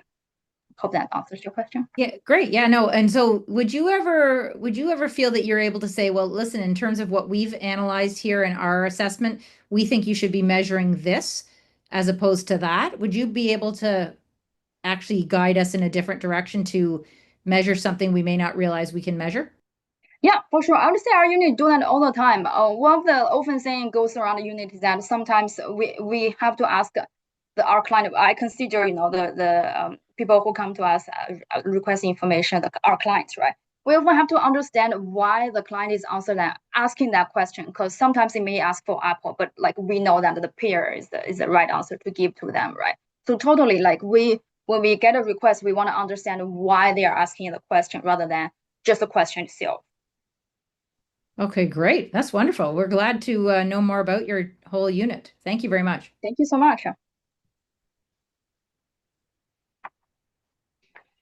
Any other questions or comments from the board?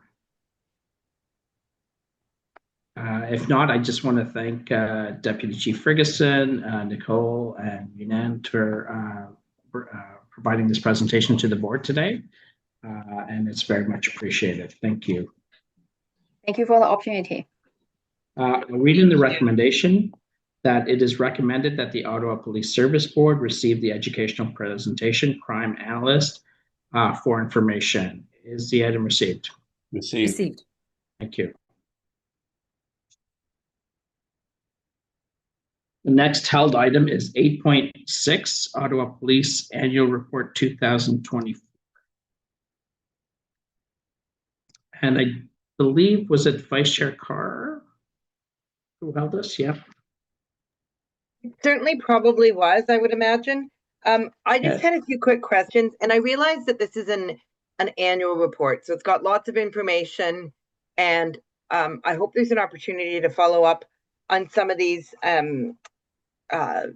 items outside of the meeting. Like, this is a very dense report, and so I don't want to take a lot of time, but I do have a couple quick questions just with respect to some of the statistics. So just, and I apologize, it's going to be out of order from what is in the report.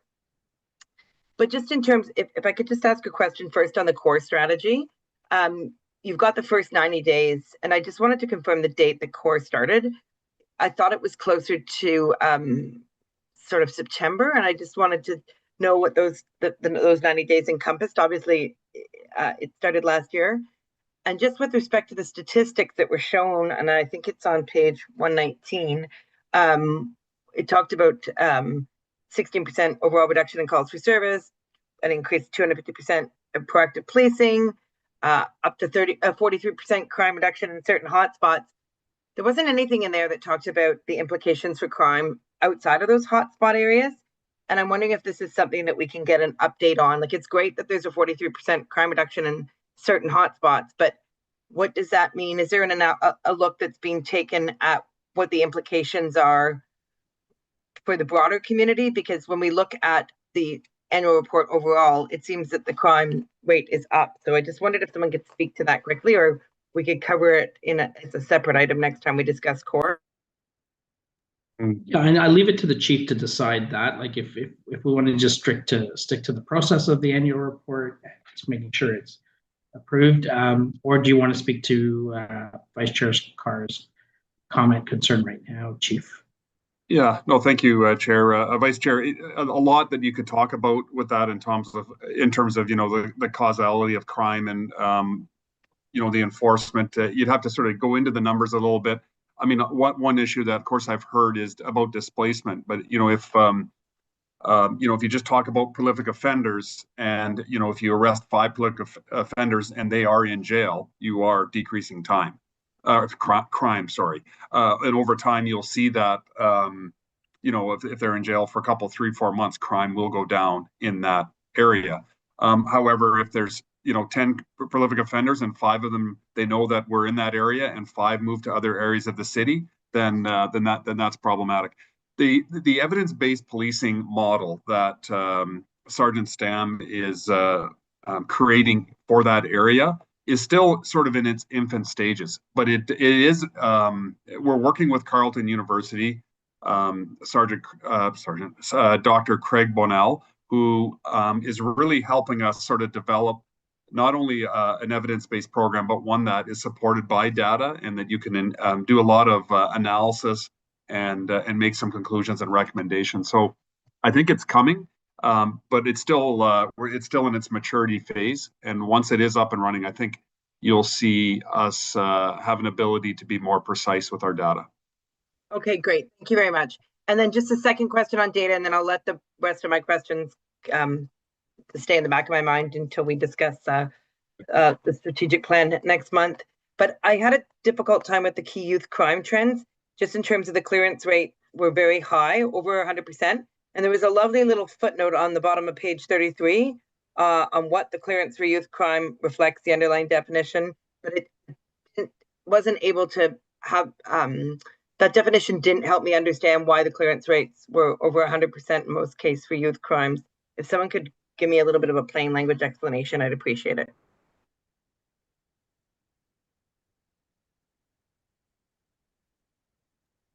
Okay, I'm just was looking down in the, of course, I'm electronic here, and I'm just trying to find that section. So it's 33, page 33 of the annual report. Yeah, So. Deputy Burnett, if you have that handy, it's interesting. And you can always get back to us, Chief, with your team to look into it, because it's a pretty specific question on the annual report. So, Member Carr, I probably would like to take a deeper look at it and get back to you with some information on that, if that's good with you. Yeah, perfect. Thank you very much. Okay. Member Henshaw. I just had a general question around clearance rates, which seem to be sort of going down. Any understood reason why, and any sort of plans on how to turn around that trend? Thank you, Member Henshaw. I'll refer to Deputy Ferguson. Her investigative teams generally are investigating all of these. I know volume is definitely an issue, and bandwidth to be able to manage, depending on the unit that we're talking about. I know robberies, the B&E section, those types of units are, struggle to keep up with the demand. Obviously, some auto theft as well too. It's been difficult. The sort of those prolific shoplifters as well too have been difficult for the team to. They run a few projects and they get a group, but then there's two other groups that are working out there. So that is definitely a problem. But Deputy Ferguson, did you want to add anything to that? Yeah, I think you've covered it. I think it's a lot of times, trends happen and it might take us a beat till we can catch on to it. And that's why the work of the crime analyst is so helpful. But, we've seen a rash of these, jewelry robberies that have trended across the province. The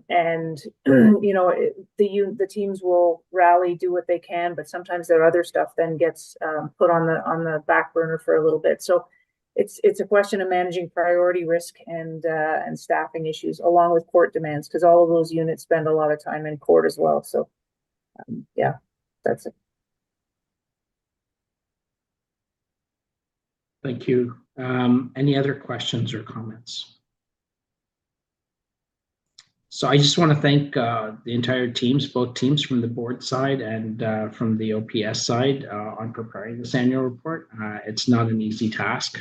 And so just words of gratitude for completing the annual report. With that, it is recommended that the Ottawa Police Service Board, 1, receive this report for information, and 2, direct the Executive Director to file the 2024 annual report with Ottawa City Council in fulfillment of the board's obligation under Section 41 of the Community Safety and Policing Act 2019. Is the item received and carried? Received and carried. Thank you. 8.7 is the annual use of force report. Member Curry. Yes, thank you very much. So I would just like to ask the same question I asked the delegate. The reduction in use of force against Indigenous members of our community, what do we, why do you think that's happened? So, Chair. Yeah, go ahead. Go ahead. Actually, we actually have a presentation that we had scheduled for this to present the board, and then I can try and answer your question now, Councillor Curry, or Member Curry, or we can go through the presentation and then take questions. Sure. Let's do the presentation. Sorry, Good, that's probably my error. Sorry. It's a busy meeting, no issues. Well, Member Curry had her hand up right away, so okay, so I'll turn it over to you, to the executive. Okay, great, thank you very much. So happy to be here tonight to provide you information around our 2024 use of force report. With us today, we have Staff Sergeant Jamie Ritchie, who works in our professional development section and is responsible for it. Superintendent Dave Zacharias and Lori Fenton from our EDI section, who have been actively involved in building it. as well as Dr. Les Jacobs. And Dr. Jacobs, I'm not sure if Dr. Foster's coming today as well, but no, he's not. So Dr. Jacobs is here to speak on behalf of the York research team that has actively been involved with us for a number of years, and someone we brought on following discussions at the Policy and Governance Committee. A lot of people contribute to this. I think you've seen the evolution of this report as we've gone on over the last number of years. I think we have work to do in the development of the report. We have definitely work to do as it comes out of what the report is actually reporting on. But I do think we've made some positive strides. I would like to acknowledge, I think it's very important, Anita Grace in this, who is one of our race and social identity data strategists in our organization. And she's actually really worked over the number of years to hone in on the data that we report in this report and then really refine it as we've moved ahead. So with that, I will turn it over to Laurie Fenton, who will begin the presentation. So Laurie, over to you.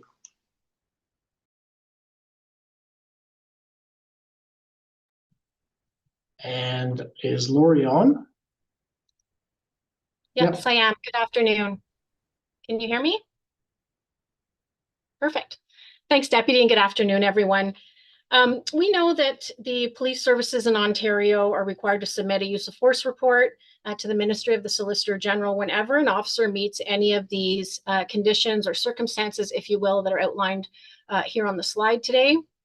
But it's really more than just submitting that report to the SolGen. One of the things that we do is, of course, this sophisticated report that we're trying to improve every year and take action from.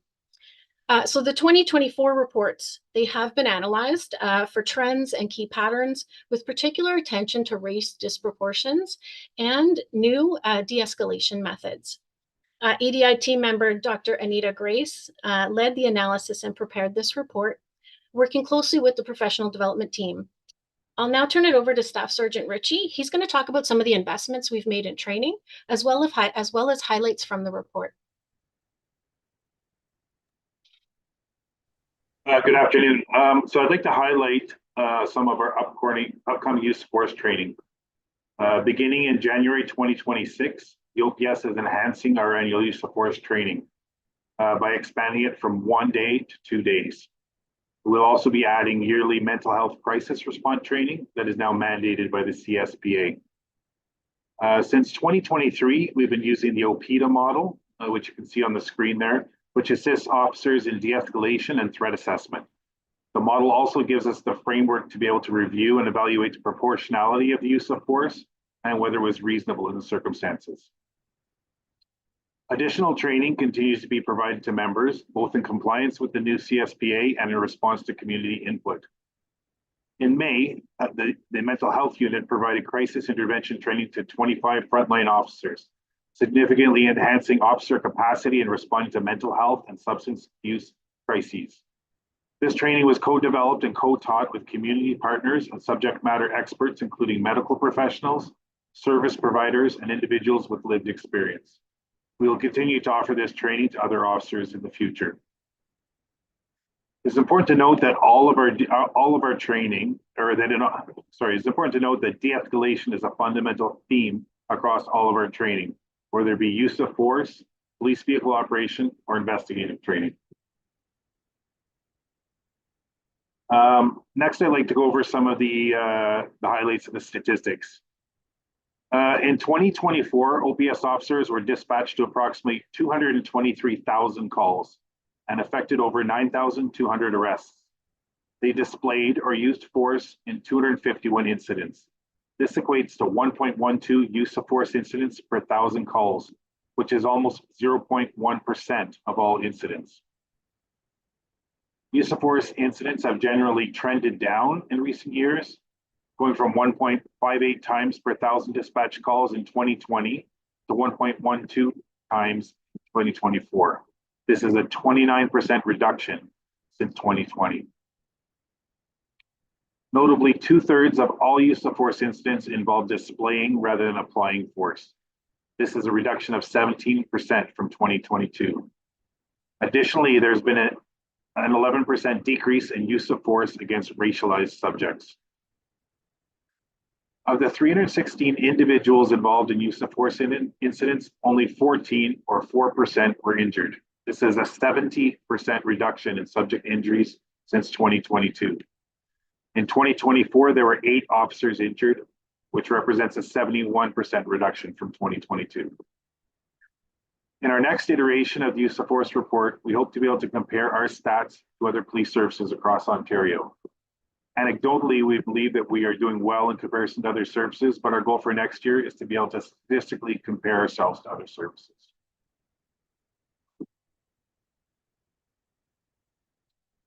Most use of force incidents involve displaying rather than applying force. Examples of displaying use of force would be drawing a handgun, pointing a rifle, or displaying a CEW. In a single incident, one or more officers may display or apply one or more types of force. So while there were 251 incidents in 24 in which force was demonstrated or applied, a total of 501 types of force were reported for these incidents. The majority of these, 72%, were demonstrations of force, meaning it was displayed and not applied to subjects. When force was applied, over half, 53% of the reported types of force were physical control, such as grounding, escorting, and strikes. The second largest category is CEW deployment, which represented 35%. Other types of applied force included use of a baton, OC spray, and firearm deployment. When force was demonstrated, handgun drawn and handgun pointed together make up 2/3 of all types of demonstrated force. Display of a CEW is 23% of demonstrated force types, and rifle pointed is 11% of demonstrated force types.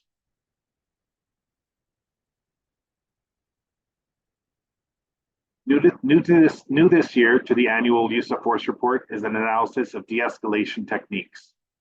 Of the 251 incidents in which officers used or displayed force, 80% involved de-escalation techniques. 47% were successfully de-escalated. Considered another way, officers applied de-escalation techniques with 83% of the 316 individuals involved in use of force incidents. Communication and teamwork were the most frequently employed techniques. Examination of the use of de-escalation techniques by subject race group shows that officers applied de-escalation techniques at high and comparable rates with all subjects.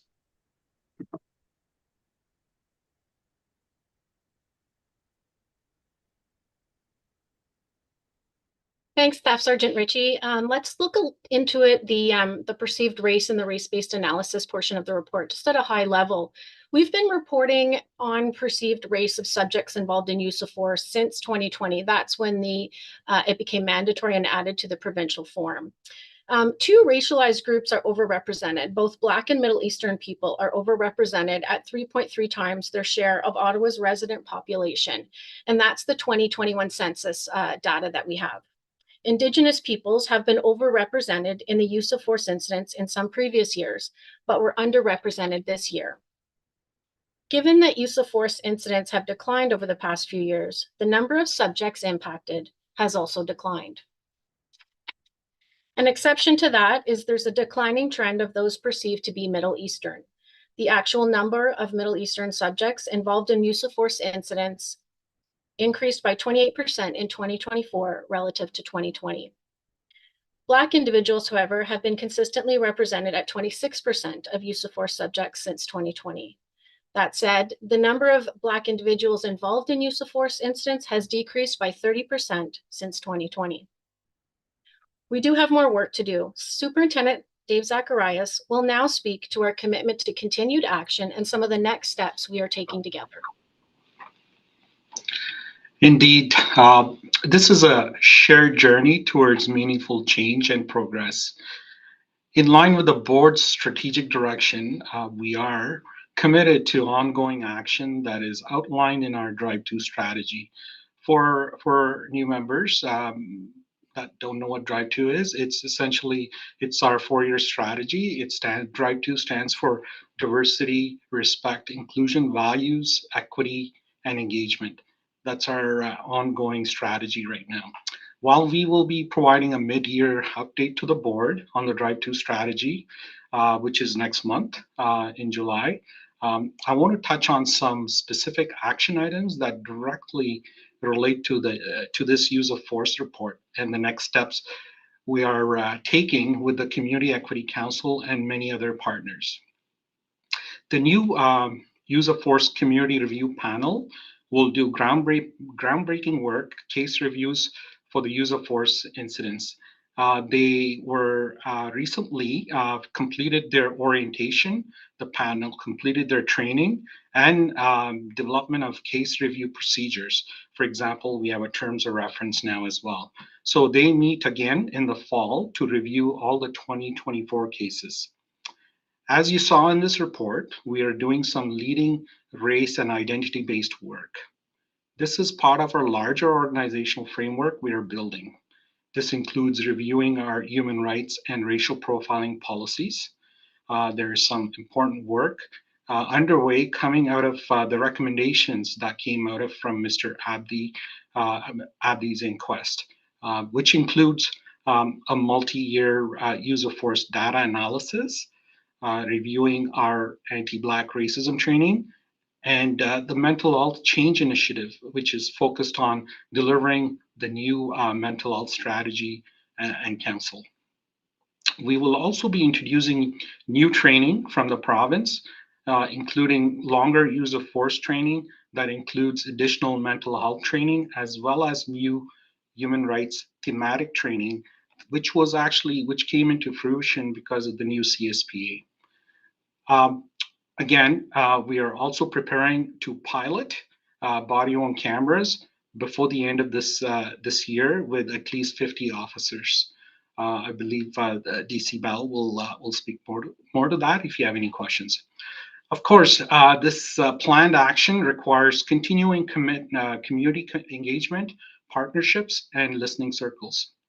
Now I will turn it over to Dr. Les Jacobs to provide some reflections on the use of force report and our planned next steps. Thanks, Dave. I'll be very brief. We did a evaluation or an assessment of the report and provide some recommendations as it was finalized. And really, there are two main things that we want to highlight. One is that when the service began reporting on race and identity beginning in 2020, that really reflected the influence of the Anti-Racism Act, 2017, and it's specifically the anti-racism data standards.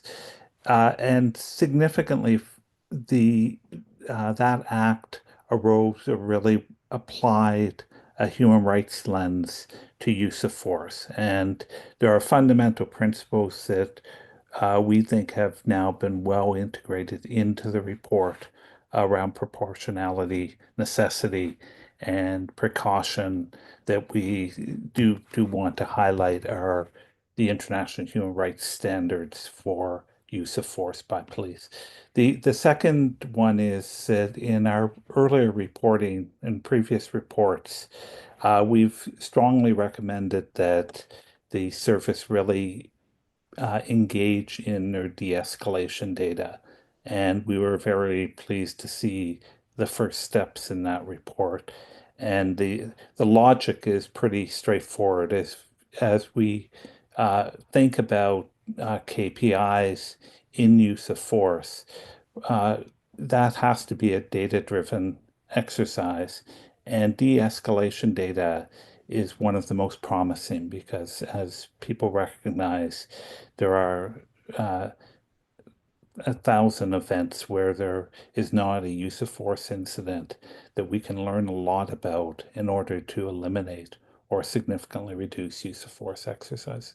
So from our perspective, the report continues to be to really reflect progress on the OPS's part in terms of reporting and some positive measures, though limited, around the actual racial disparities in the use of force data.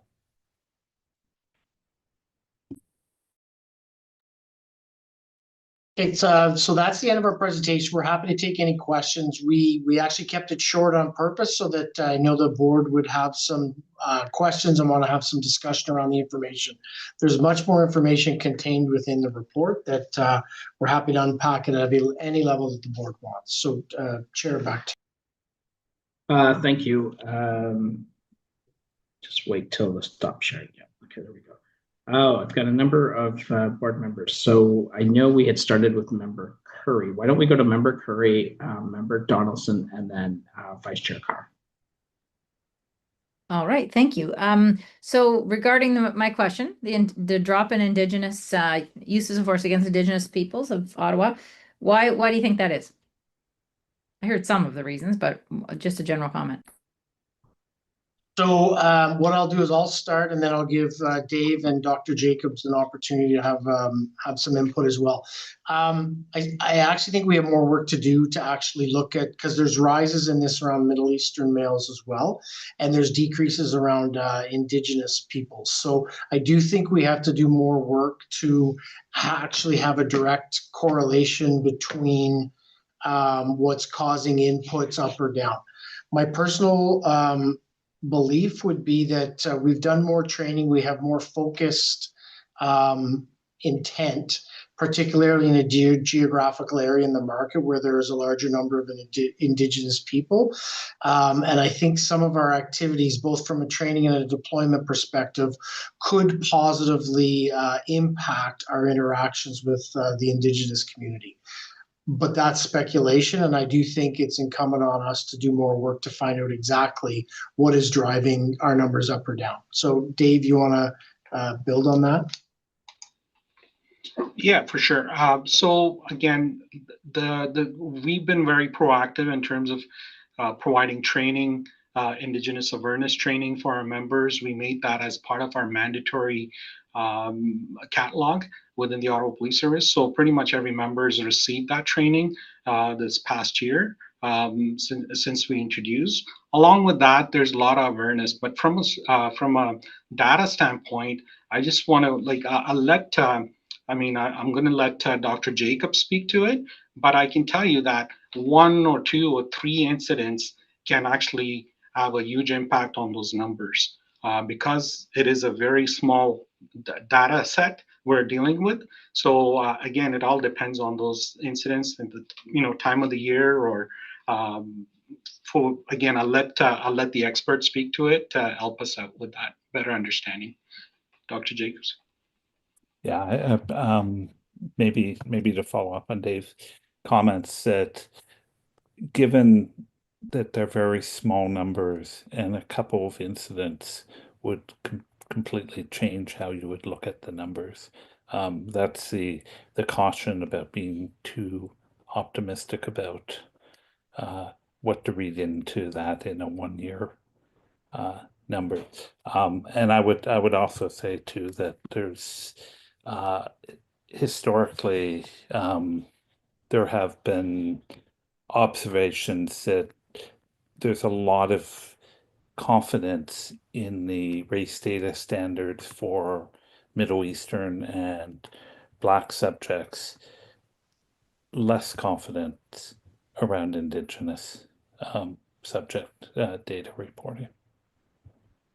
Okay, thanks for that. I guess I did get the answer I wanted. I guess I wanted to highlight that where you have the most data is where use of force was not used. I think that's where you want to look. I think you can obviously look at what went wrong in the few cases, but when things went right, that's where you have a lot of data.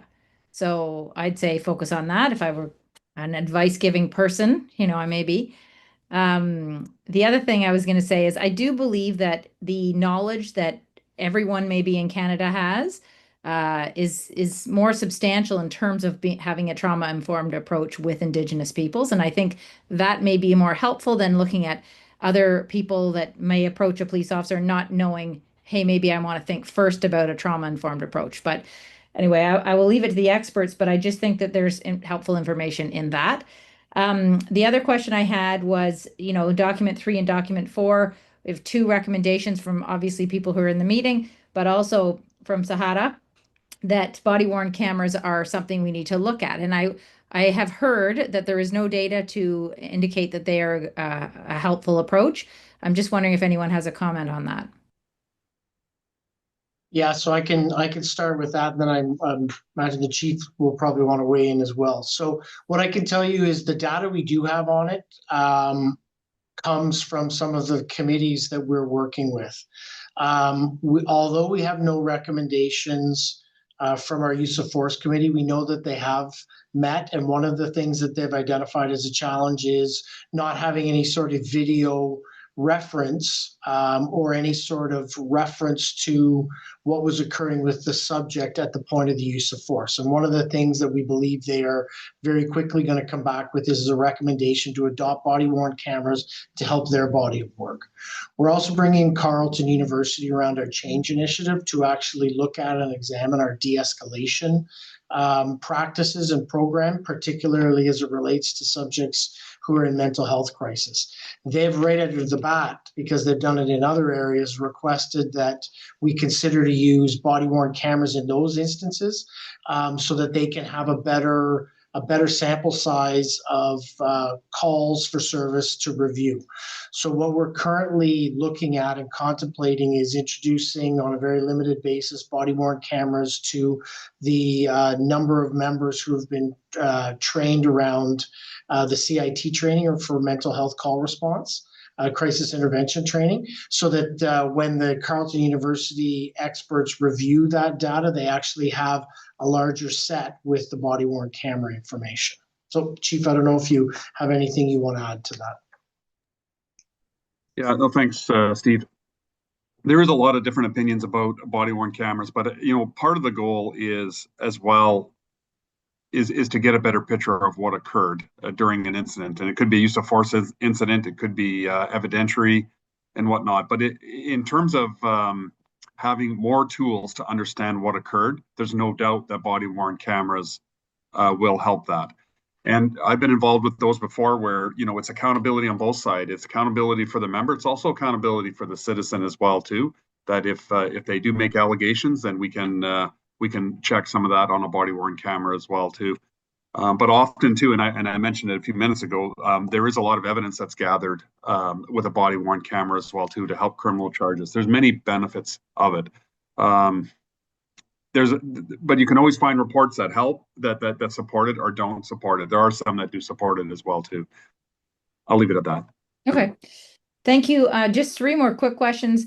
The 99.9% that we are reporting of times where force was not used, we aren't able to compare that to other services because we're not comparing apples to apples. Is that correct?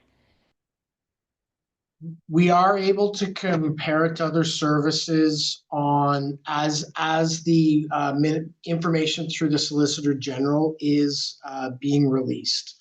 That's currently in process because all of this data is gathered by the Solicitor General through the use of force reports and then released into the communities for their consumption.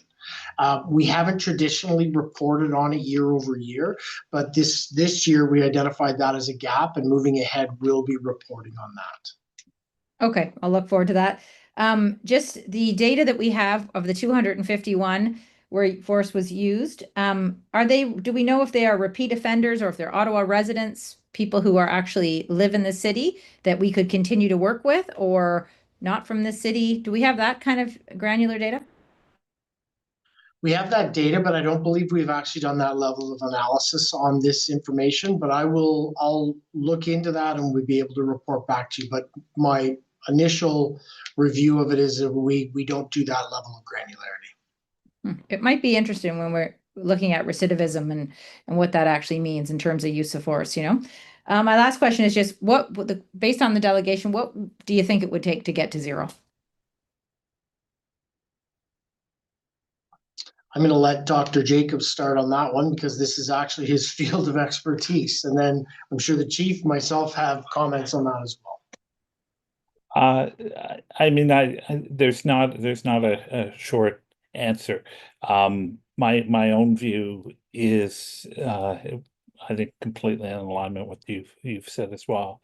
And I've already said that we can learn a lot from the successes. And when I look at, for example, the camera issue, I think about it not just that we'll have records of incidents, use of force incidents or difficult incidents. We also will have records of very successful de-escalations, and there's a lot to learn from that. I think it's probably naive to imagine that we'll ever get down to zero, but clearly there has been significant progress, and I'd say progress across the province, even since the reporting began in 2020 of race and identity data. And one of the sort of pieces of thinking, I was one of the principal consultants for the province on the race data standard, and the Anti-Racism Act, was that by putting that into place and making visible the racial disparities, that in itself will actually encourage intention and drives KPIs. In a case that prior to 2020, we had really no comprehensive reporting on race data breakdowns for use of force in the province of Ontario. Thank you. Member Donaldson, please. So I had two questions, but I think Deputy Bell cut the legs out from underneath my first question, but I'm going to try it anyways. Because when I look at the 30% increase in use of force with Middle Eastern individuals, is there a correlation between the increase in interaction between the OPS and some of the demonstrations that have been taking place for the last 2 years? So the short answer is no. We're still, so one of the things about this report is it provides us information that we then have to go look further into. So we don't have the definitive answer in why there is that increase and where exactly that increase occurred.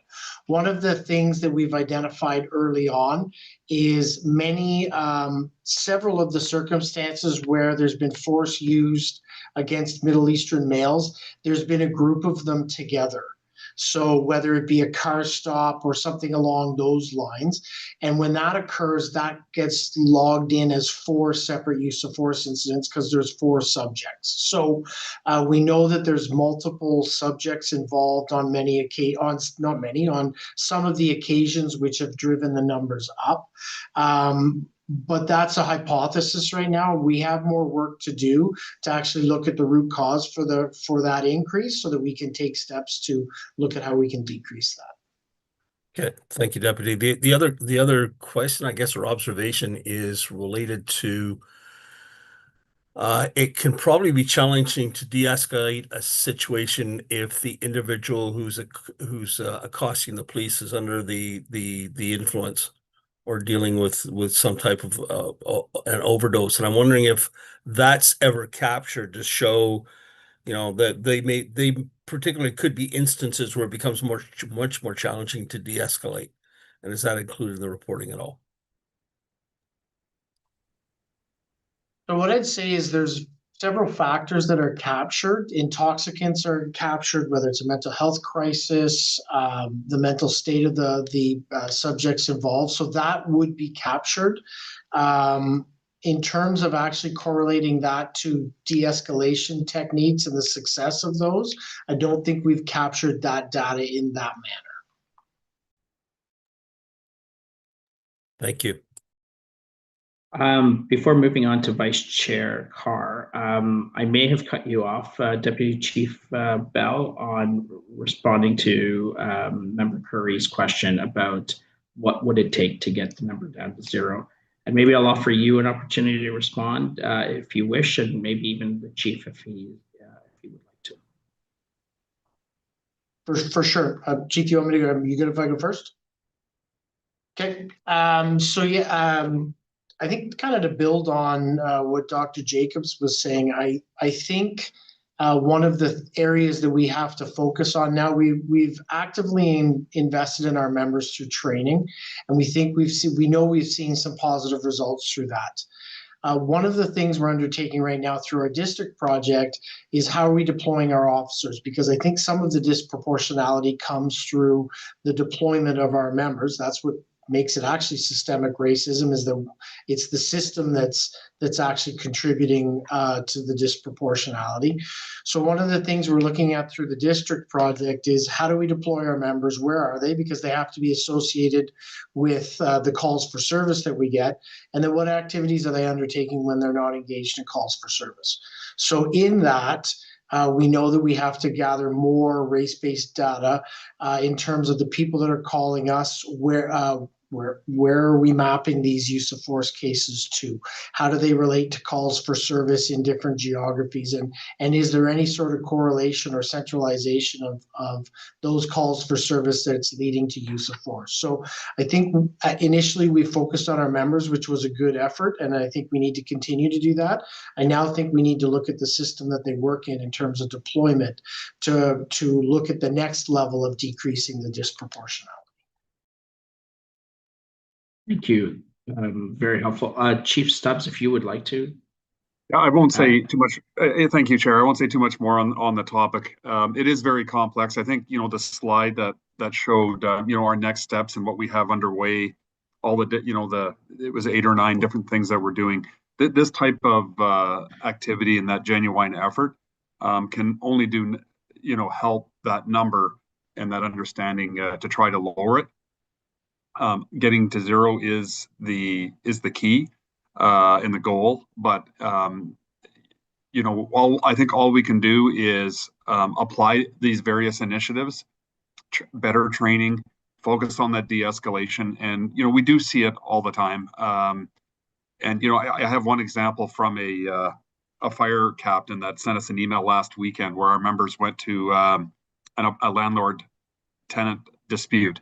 And the person came out with the dukes up and wanted to fight, and our members de-escalated and completely de-escalated the situation to where nobody got arrested, and they even worked on the issue that was causing the dispute, and so nobody got taken away.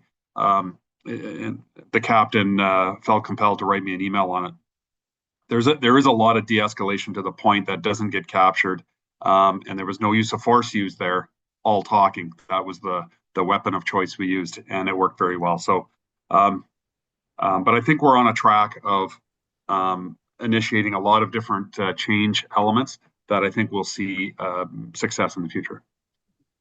Thanks, Mr. Chair, for going back to those two comments. Thank you very much. Vice Chair Carr. Yeah, thank you very much.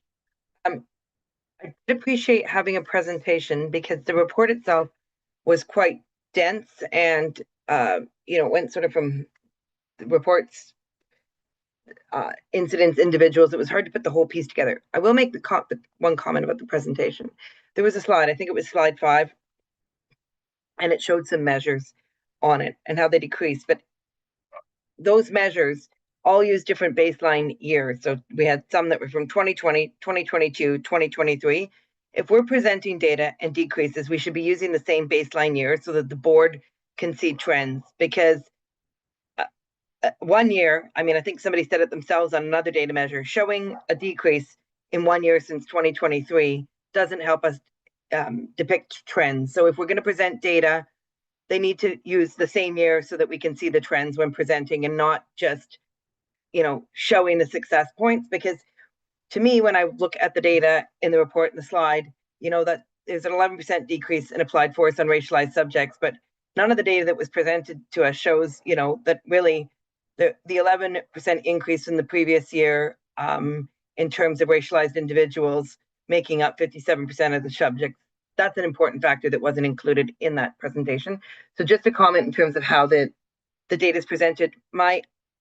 Then I have a couple questions. Talked a lot about the training. There was 5 or 6 different training courses. How do we evaluate the impact of that training in terms of reducing use of force? Like, how do we track the impact of the officers using the use of force and decreases in incidents? Like, how are we evaluating that training and its impact on this? So I can start with that one, and then I'm going to turn over to Dr. Jacobs.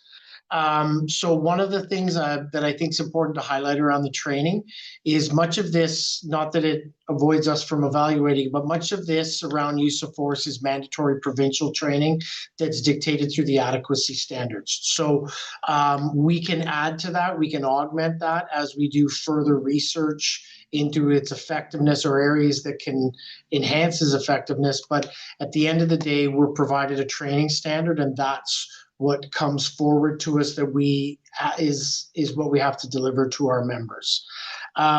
So with that, I'm going to turn it over to Dr. Jacobs to talk more about how we measure effectiveness of it. It's a terrific question, and the short answer is that we're still in our infancy around good data to evaluate the efficacy of this various training. But I wouldn't lose sight of the way in which there's been a shift in general about thinking about the focus of the of de-escalation as the sort of center point of use of force, and that is something that's it's not entirely new, but it certainly has been growing significantly.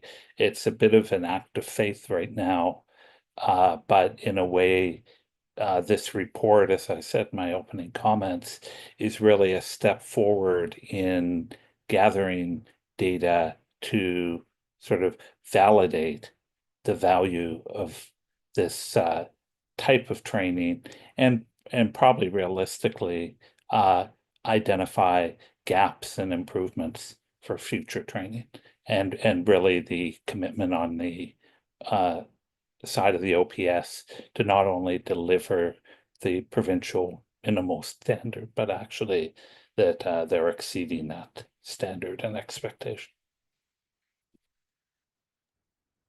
Okay, thank you. Oh, did Superintendent Zacharias want to add something to that before I? Yeah, if I may, Member Carr, in terms of training, so we have incorporated some of those aspects of the training that we provide, like for example, fair and impartial police training, science and theory behind implicit and explicit biases. So that the aspects of that mandatory training is actually applied into our use of force scenario. It's infused. So when we do scenarios at our police college or at PDC, we actually, the use of force instructors actually evaluate our members on how they perform. Are they applying those aspects of those training into the learnings into the scenario? So if, for example, if they're not, properly articulating or applying those training pieces, what they've learned in the classrooms, they have to redo them again. So if you don't pass the use of force annual recall, you don't go out on the road. So what I want to say is all those different pieces of training that we learn in the classroom, they're actually built into our scenario component when we do our requalification. Okay, thank you very much. Just a second question. We talked a lot about de-escalation today, and looking at the table, we can see that the table that was provided in the report, it lists sort of the de-escalation and how often it was used, with, I think it was communications and teamwork having the highest rate. Is that de-escalation that we're talking about? Does that mean that there was force? There wasn't force. Is the measure of success in using those techniques the fact that force was not applied, or that it was only shown? Like, how do you measure that a de-escalation technique has been successful? Well, I think we measure it by not using force. So I think that's the very purpose of the de-escalation, is to not use the force. So in applying it, there hasn't been force used. Okay, so when you're measuring it, it means that there wasn't force applied, it was only displayed, for example. That's what that... No, so I would say if de-escalation was successfully used, force wouldn't be displayed. I think in many of them, so anytime it would be it would be, success would be that we don't actually have to enter a use of force report because we would have not applied force on one of the criteria that identifies when we need to submit a report. Okay. Sorry, go ahead. So you've got all the de-escalation data in here, but none of those de-escalations, it's just showing what we use so that you're not applying use of force. Any of the use of force statistics, it's when de-escalation was not successful. Correct. Okay, perfect. Just because it was in the report itself, I was just wanted to confirm that. I got a bit of an outlier of a question and then I'll get off the microphone. On page 26 of the report, at one point it talked, the reporting officer did not know if the treatment had been required or received in one of the cases when it talks about use of force. Is that an outlier? Is that not something that the officer should know? Well, so I think the circumstance, I don't know the specific circumstances of that exact case, but what I would say is there's certain cases where an officer that fulfills the report wouldn't necessarily have followed through to the very end of the case. So someone within the police service would know what the outcome of the medical treatment was, but the officer who actually submitted the report might not. Because it might have been after a shift ended for whatever reason, but it would have been ultimately identified following the submission of the report. So that would be an outlier, but it is explainable why it would occur. Okay, thanks. And just to go back to my question on de-escalation, when you talk about, you present the de-escalation statistics only to us as the board, only in the context of the use of force report, correct? They're not presented otherwise throughout the year? No, it's only conducted in this, it's only contained in this report. Okay, thank you very much. Any other comments or questions? And just from my perspective, so I think it's important that the numbers with respect to Black and Middle Eastern are still concerning for the board. And so we hope the service continues to work proactively to address that. One of the things I'd like to see in the report is maybe a dashboard with respect to the recommendations that were contained in the ABDI request concerning use of force, because the ABDI inquest made a number of recommendations, and I know the service has agreed to implement all of them. And therefore, it'd be helpful to see where we are vis-a-vis those use of force recommendations and how far we've progressed on those. When we're reading this report, I think that would be very helpful. So if I could just make one suggestion for future report, I don't know if you've thought about this. I see potentially Deputy Chief Bell wanting to say something. Yeah. Yeah, so Chair, what I can tell you is we're reporting separately to the board in September on the progress of those recommendations. We're happy to take any direction from the board and input it into this report for next year or for future years. Happy to do that, but we are independently reporting on that. Yeah, I think it would just be helpful to see the recommendations on, particularly with respect to use of force, where we are on that, on ABDI inquest recommendations when we're reading the use of force report itself, because it'll shed some lights on, okay, where are we on this recommendation? Is there something missing? Is there a gap? So I think that'd be helpful just from my perspective. So I will leave it at that. And if there's no other comments or questions, seeing none, it's recommended that the Ottawa Police Service Board receive the annual use of force report 2024. More information. Is the item received? Received. Received. Thank you. Professional Standards Unit 2024 annual report. This was either Vice Chair Carr who asked it to be held, or Vice Chair Carr.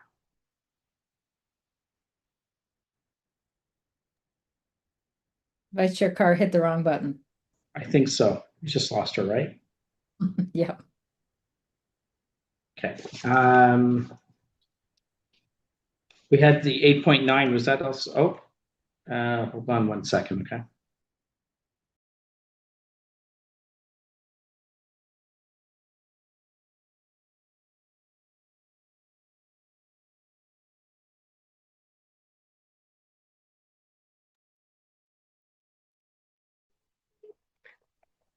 I think, I don't think that was me. complaints? I got moved to attendee instead of panelist there. I believe Councillor, Member Curry actually was the one that held the report, and then I also had a question. I don't know if Member Curry wants to go first. I did not hold it. You did Okay, not. why don't hold you it. go ahead, Vice Chair Carr, why don't you go ahead with your question?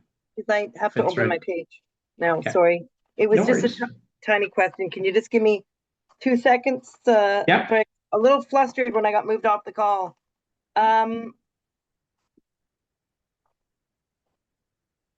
Oh, it was just a question on, this is the one on the complaints, correct?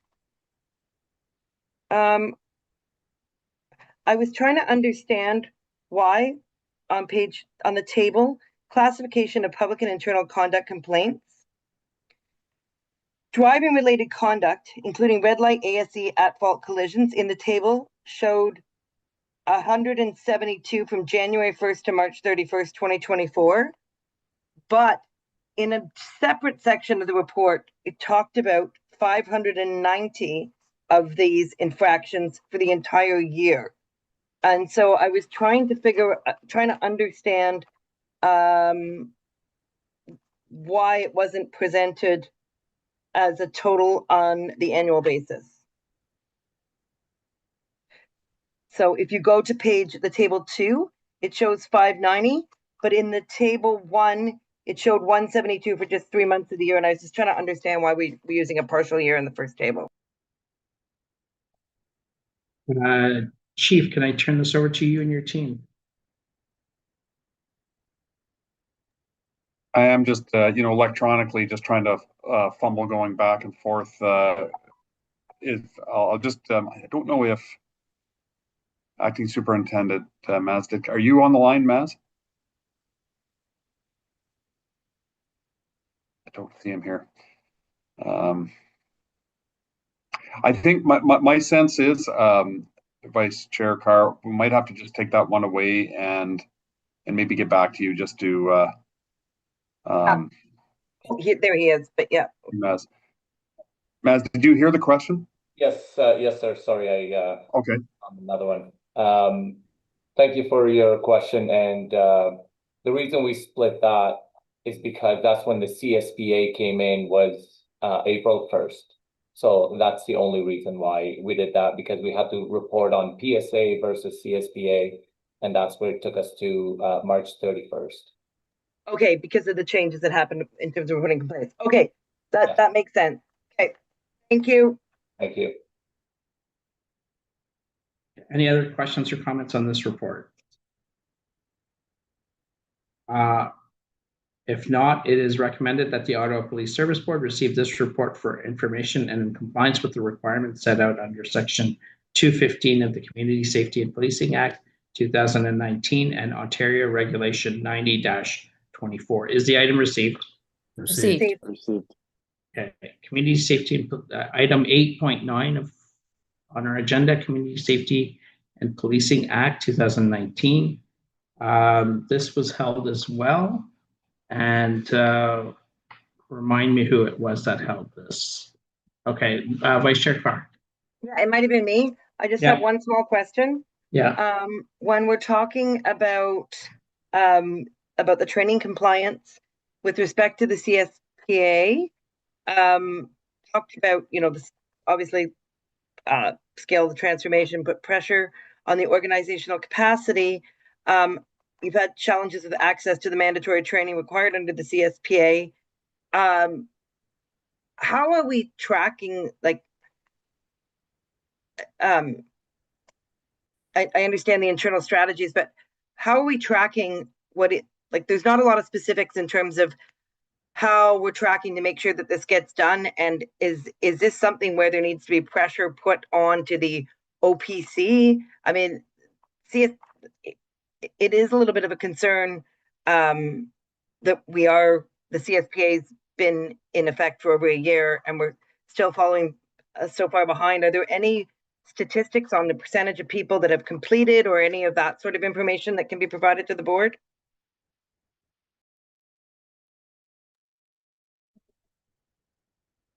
Chief, turn it over to you and your team. Sure. And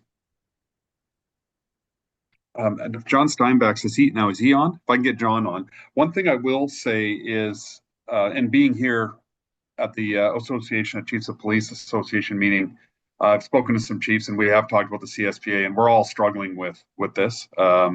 Certainly, there's nobody that has this all the different aspects of the training completed or a firm path on every single one. So it is something that we're working through. But John is on the line there, and I'll turn it over to you, John. I got a few things to say, but you'll likely say them. So go ahead. Yeah. So thanks, Member Carr. This is top of mind for Carolyn Botting, who's the staff sergeant in charge of this project. She's tracking all of this with the intention of bringing a report in September to lay out where we are, where the gaps are, and what we're doing to try to close those gaps. So it is the active thing for her right now, and in September you will receive a report. Okay, Chief, did you want to say anything else, or that's good? Yeah, you're good. Okay. Good. Okay, thank you very much. I appreciate that it's a challenge. I think it would be useful for the board to understand how big of a challenge it is. So thank you. Any other questions or comments? Okay, it is therefore recommended that the Ottawa Police Service Board receive the Community Safety and Policing Act report for information. Is the item received? Received. Thank you. 8:10 is the financial status report, and we'll go to Member Curry. Yes, thank you very much for this. I just want to get a couple of things clear. So on page 384, there's a chart there that indicates police non-directorate accounts. The percentage spent 3,637%, which is a little bit of a big number. You don't usually see that for percent because it's supposed to be out of 100. However, just wondering if someone wants to make a comment on that to make it more clear. There is some information in the report, but it would be helpful to understand that this quarter, 3,637% of that budget has been spent.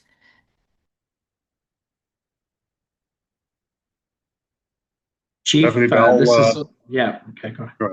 I think that was me, and I'm going to have to ask you to let Bill Merklinger and John Sweet in, because they'll be able to drill down into that number. On the upside, Member Curry, it's not the entire budget at that number. It's just one portion. Just one quarter. Yeah, no kidding.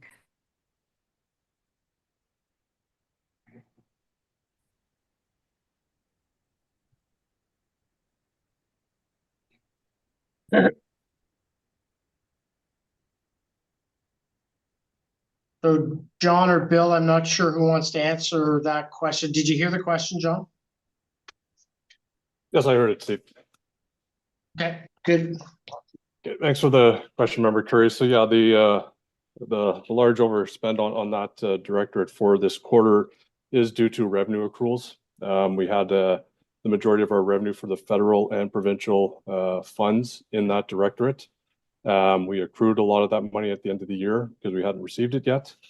So the reversal of those accruals happened in Q1, but we still haven't received the funding. So that's why we're showing a large charge. It's a timing difference. Once the funds are received, that difference will resolve itself. Okay, because the wording in the report on page 385 at the top of it just says the reversal of the 1.8 million for the provincial funding for the new Ottawa, Ontario deal.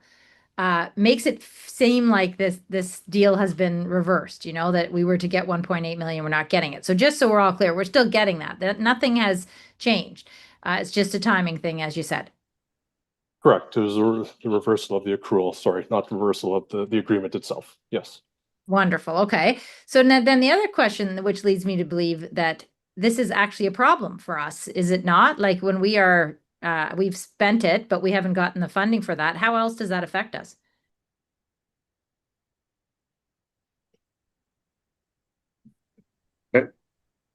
Go ahead, John. Actually, the question I believe came up earlier in the evening with Member DeRoche in terms of the costs of the King and the Queen and all these different events that we have, and there is always delays on that. I mean, I think it would 2 to 2.5 years, 3 years after Convoy, we were still waiting for some money, so it does end up hindering us a little bit. But John, did you want to add anything to that? Thanks, Chief. And yeah, it does create some risk for us just because of the unknown. We don't know how much to accrue really at year end. So there does create the potential of surplus or deficit the following year when we do receive the funding. But outside of that, that was the main issue that we have, Member Curry. All right. I mean, there's something, I think there's a conversation to be had there. I don't know if we could change anything, but that kind of delay where we're not getting money from like 2023, that's not ideal. So maybe there's a conversation to be had. I don't know. If there's anything you think the board can do, I mean, certainly the Solicitor General's office is on every call here, but, and I don't know if there's any authority there. It's maybe not that department, more the Treasury departments, but if you think there's anything to do, will you let us know? Sure. Yep. Thank you, Member Curry. It is, they have they have a different fiscal year there at the end of March, and when they start reconciling their year and whatnot, and we're the calendar year, I know that causes a lot of issues as well too. But I'm actually dealing with Public Safety Canada on just some shortfalls in the funding as we speak, and it would be nice to try to speed up that process, but speeding up sometimes the Treasury Board and the federal government, they have very deliberate steps on these things, so it is harder to say step on it, but I am going to have some conversations with them. Okay, good to know. Thank you. Just on that page 385 as well, I remember 4 years ago when we had a lot of vacancies, and I remember Deputy Chief Bell, I think it might have been you, saying to us, you need to realize that we're not able to cover these things because we have extra money. It's because we have these vacancies. Well, now that we have the staffing stabilization plan, we no longer have the vacancies to rely on, right? So I think this is, it's in the middle of this report, but it's really important for the board to understand this. Because we had these historical surpluses that we used to rely on, right? So, so I just want to highlight that. And then I also wanted to ask the question that one of the conversations we also had at that time, if you will recall, is that one of our high costs expense lines was overtime. And the argument being that if we had more staff, we wouldn't have to have so much overtime. Are we realizing that at all? I think the short answer is no, not yet. But what we are seeing and what we have started to focus on is really prudent overtime management. So I think we are just in the early stages of upstaffing. I think we're just in the early stages of seeing the benefits of the staff stabilization plan. I know we had a discussion earlier. Deputy Ferguson and Deputy Burnett are both well aware and actually looking to actively manage overtime within their sections. We aren't fully staffed in all of our areas yet. It won't be till the end of staff stabilization, so we won't see the true yield of all of that work until that occurs, but it is something that we are focusing on. Okay, good. I'll watch for that. And then my final question is just, there is a comment in the report about how the collective agreements have created some angst just in terms of our this quarter. But would you say there's anything that was completely unexpected? I mean, obviously we knew there was a collective agreement coming. The board gave direction and everything else. But is there anything else that we need to understand here as to why we might be seeing some of these budgets overspent that we didn't anticipate?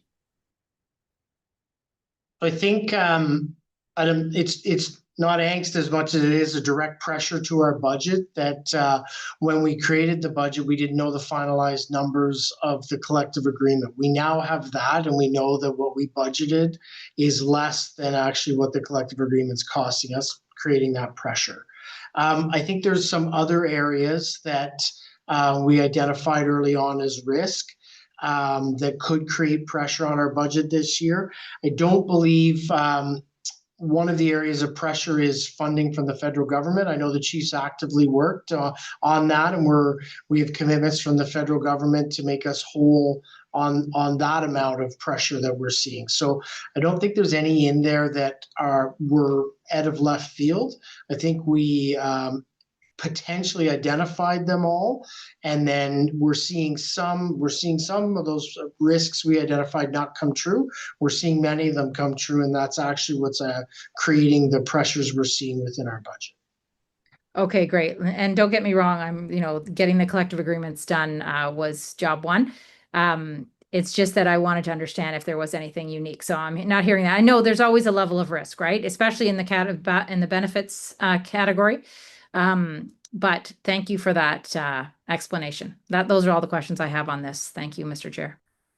I'm just going to follow up on that last point. And Deputy, maybe you could speak to it with respect to sort of seeing it as a risk, but the collective agreement is very much guided by what others are doing across the province, right? And so could you speak to that?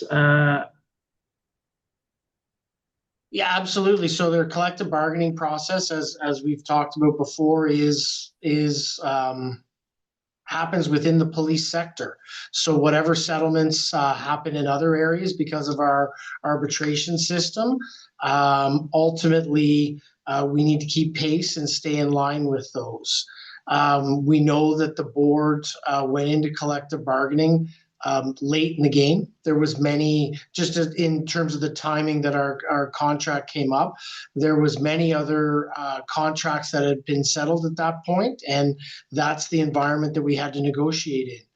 We didn't have the finalized agreement prior to the budget approval this year, and we're going to have to reflect the changes that we're seeing and the escalating costs we're seeing within the budget coming into this year, much of it because of the collective bargained agreement that we have. Thank you. I think that's helpful. Member DeRoche. Chair, I would be interested in understanding how the paid duty revenue either helps or is neutral in the budget. Obviously, the city's growing at a tremendous pace, and there's paid duty work right across the city related to the infrastructure projects. There's paid duty as a result of many of the festivals and activities that are now coming back online post-pandemic. Is that revenue neutral for us, or do we not recover any kind of admin? Can you just comment on that? Because it seems to be a lot of paid duty, and the budget always seems to be challenged. Thanks. So it's yes to both. It is cost neutral, and we do receive an admin fee that that covers our overhead, covers the executive, covers the buildings, covers wear and tear on the vehicles. So yeah, we do recover that admin fee. I think it's important to remember from a policing perspective, we're actually not allowed to generate revenue. We're allowed to provide cost recovery on services that can be billed for, like false alarms, like paid duty. So I think we go to great lengths to make sure that we recover as much money as we can to make sure it doesn't cost the taxpayer, but that we don't generate revenue off of it. Yeah, and that's fair. And I think coming back to my earlier points, as long as we're truly thorough in identifying our costs and then passing that along, I wouldn't expect that we do cost plus, but make sure we're thorough. So can you just comment? So is that going up? Like the paid duty, is that increasing? Is that it intuitively it seems like it is, but the data will tell the truth. So the paid duties are cost neutral to us. So as much money comes in is the money that goes out. So I don't know exactly where we're trending. I'll turn it over to John in terms of paid duty revenues this year, but there's an equal expense to it on the other side of the spreadsheet. Right, sorry, but I thought you said that we did recover some admin. So that admin, I would think, would be helping with our overall expenditures, like with our overall financial situation. So so John, I'll let you talk about the actual amount we're covering, but again, it's cost neutral. It helps to fund our capital costs. It helps to fund our vehicle replacement costs. So it isn't a large sum of money that comes into the coffers for us to be able to offset other areas. There's direct expenses that are associated with it that are attributed to the delivery of paid duties. We have an area that actually is dedicated to paid duties from that's staffed by a number of people and has infrastructure behind it that need to be paid for through this administrative fee. So the administrative fee doesn't really help to offset a large portion of our budget. So John, do you actually have the numbers on what we would recover from an administrative fee perspective? I see. Yeah, so from an administrative fee perspective, we do recover 35% of the admin fee for the for-profit industry. And then we have a 20% recovery on the not-for-profit. So 2 tiers for our recoveries of our administrative fee on the paid duty revenue stream. We have an annual revenue budget of around 6.3 million. And we have a overtime cost of about 4.5 million on there. So the difference of that, roughly $2 million is our admin fee money that we expect to recover from that stream. Okay, thank you. I'll take this offline, Chief, but just so I'm clear. So you would recover the wages for the officers involved, and then there would be either a 20 to 35% additional charge to that, roughly. Correct. Okay. All right. Well, I signed up for the Finance and Audit Committee, so look forward to some further conversations on this subject. Thank you.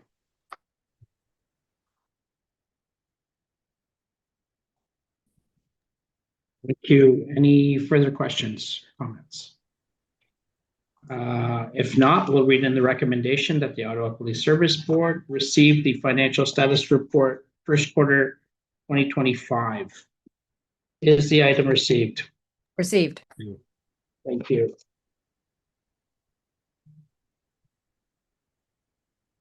We're going to 8:11. This was already received, sorry, so we're good. 8:12, Workforce Management Report, first quarter 2025. That was held. Vice Chair Carr. Yeah, that was me. Should be a fairly simple question.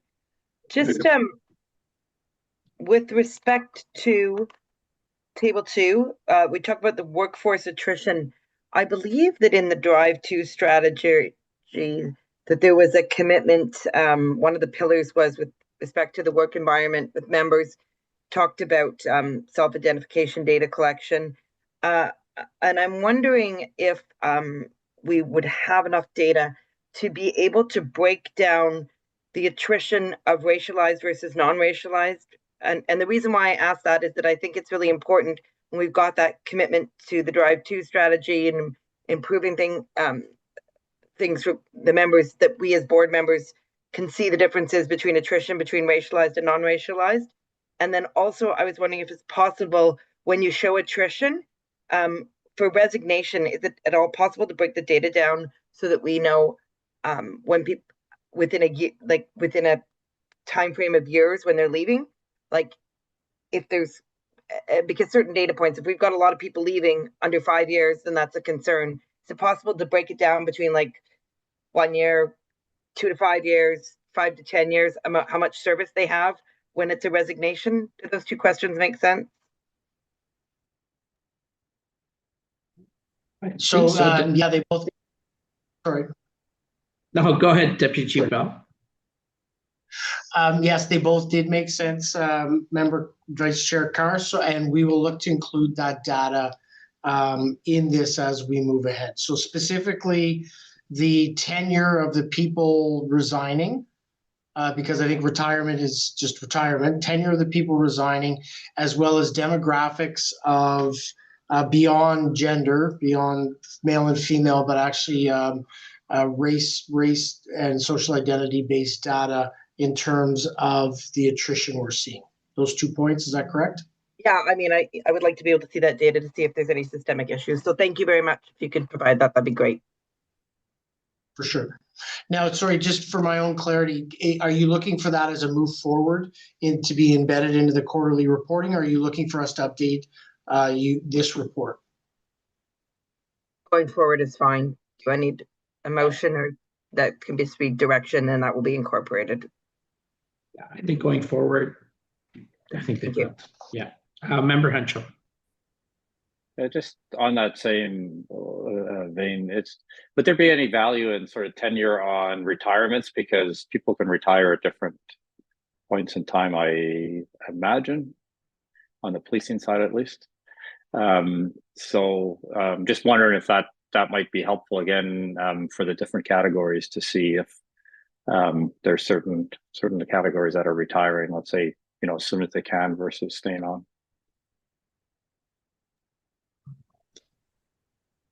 So we can absolutely do that in terms of the number of years of service of members retiring, whether it's 30 to 32, 32 to 35, 35 and above, whatever sort of classification you'd like to see, we can absolutely include that. Retirement for us has it's an unreduced owner's pension. That means you've hit your factor of age and service. So that has a definite definition to it that we follow, but we can do tenure of that over that number if that's what you're looking for. Yeah, what's the minimum? What's sort of the minimum time required, like age and time for retirement? 30 years of service and 50 years of age. Yeah. Okay. Yeah, it's probably less of an issue then.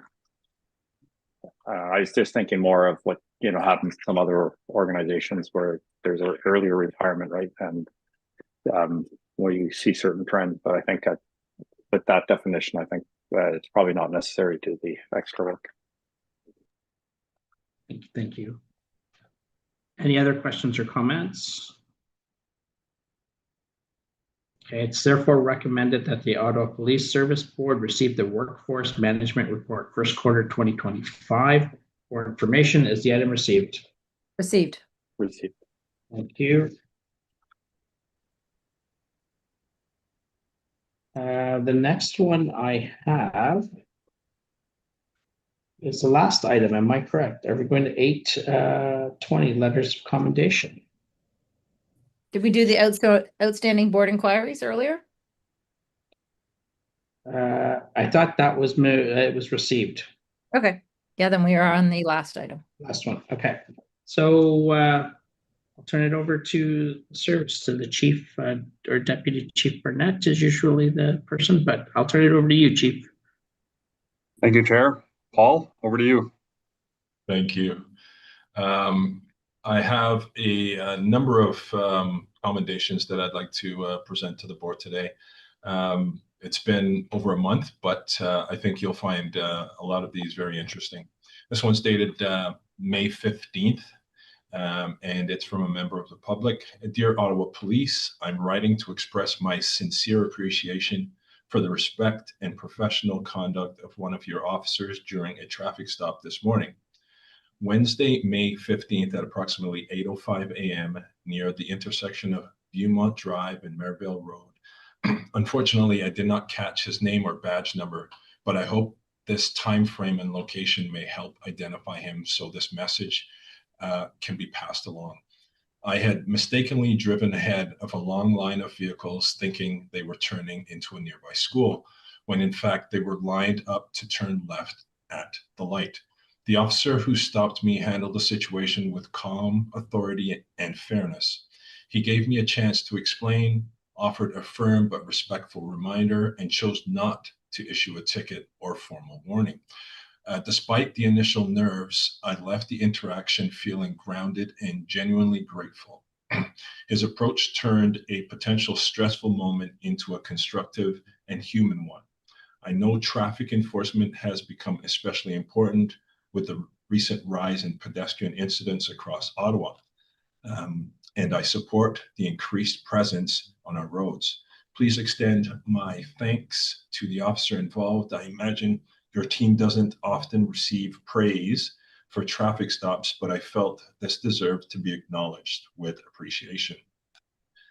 The next commendation is also from a member of the public.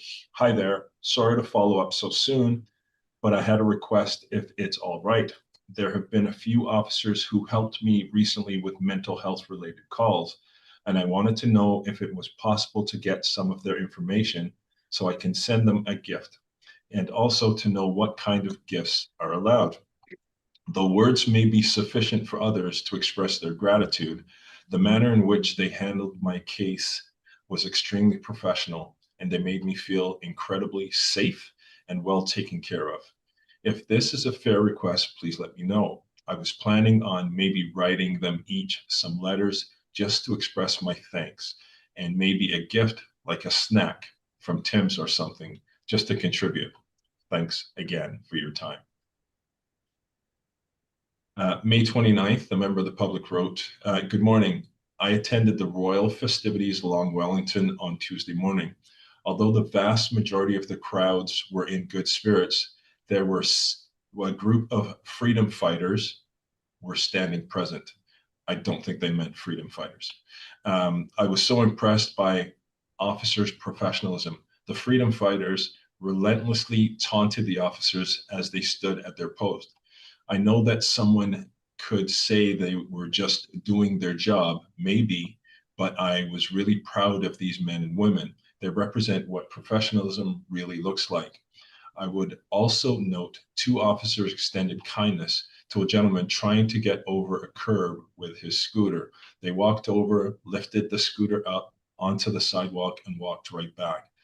Police are under constant scrutiny and criticism. I wanted to pass along my thanks for their service and professionalism. This member of the public was writing in regards to a background supervisor, and this falls within DC Ferguson's world. I would like to note the excellent service that I recently received from your records department, and specifically Mr. Robert Lefebvre. I will very shortly be deployed to the Middle East for 13 months, and a few days prior to leaving, I have the opportunity to act as a parent chaperone on my 12-year-old's end-of-year trip. I had previously submitted a records check months ago, and the school, rather at the last minute, indicated it was the wrong level of records check. I contacted Mr. Lefebvre, and he immediately was able to assist me in obtaining the proper records check. I really appreciate that Mr. Lefebvre recognized the unique nature of my request and what my attendance on this trip will mean to both my child and myself. I am grateful for this action. And the last one I'd like to mention really is a shout out to the crime dashboard, and it reads very simply, good afternoon. I just wanted to say that I really like your map dashboard of the crime rates in Ottawa. Thanks and great work. And that concludes that. Thank you. Thank you very much, Deputy Chief Burnett. Any questions, comments from board members? Let's read in the recommendation that the Ottawa Police Service Board receive this report for information. Is the item received? Received. Received. Okay, we're right at item number 10 of the agenda, other business. Do board members have any other business to raise right now? This will then conclude our public meeting. I just want to thank everyone. It was a good meeting today. We went for 3 hours, so and a lot of discussion, a lot of important reports were provided. So thank everyone for their contribution to today's meetings and reports. And our next regular meeting will be held on July 28, 2025. Can I please have a motion for adjournment? Thank you. We are adjourned.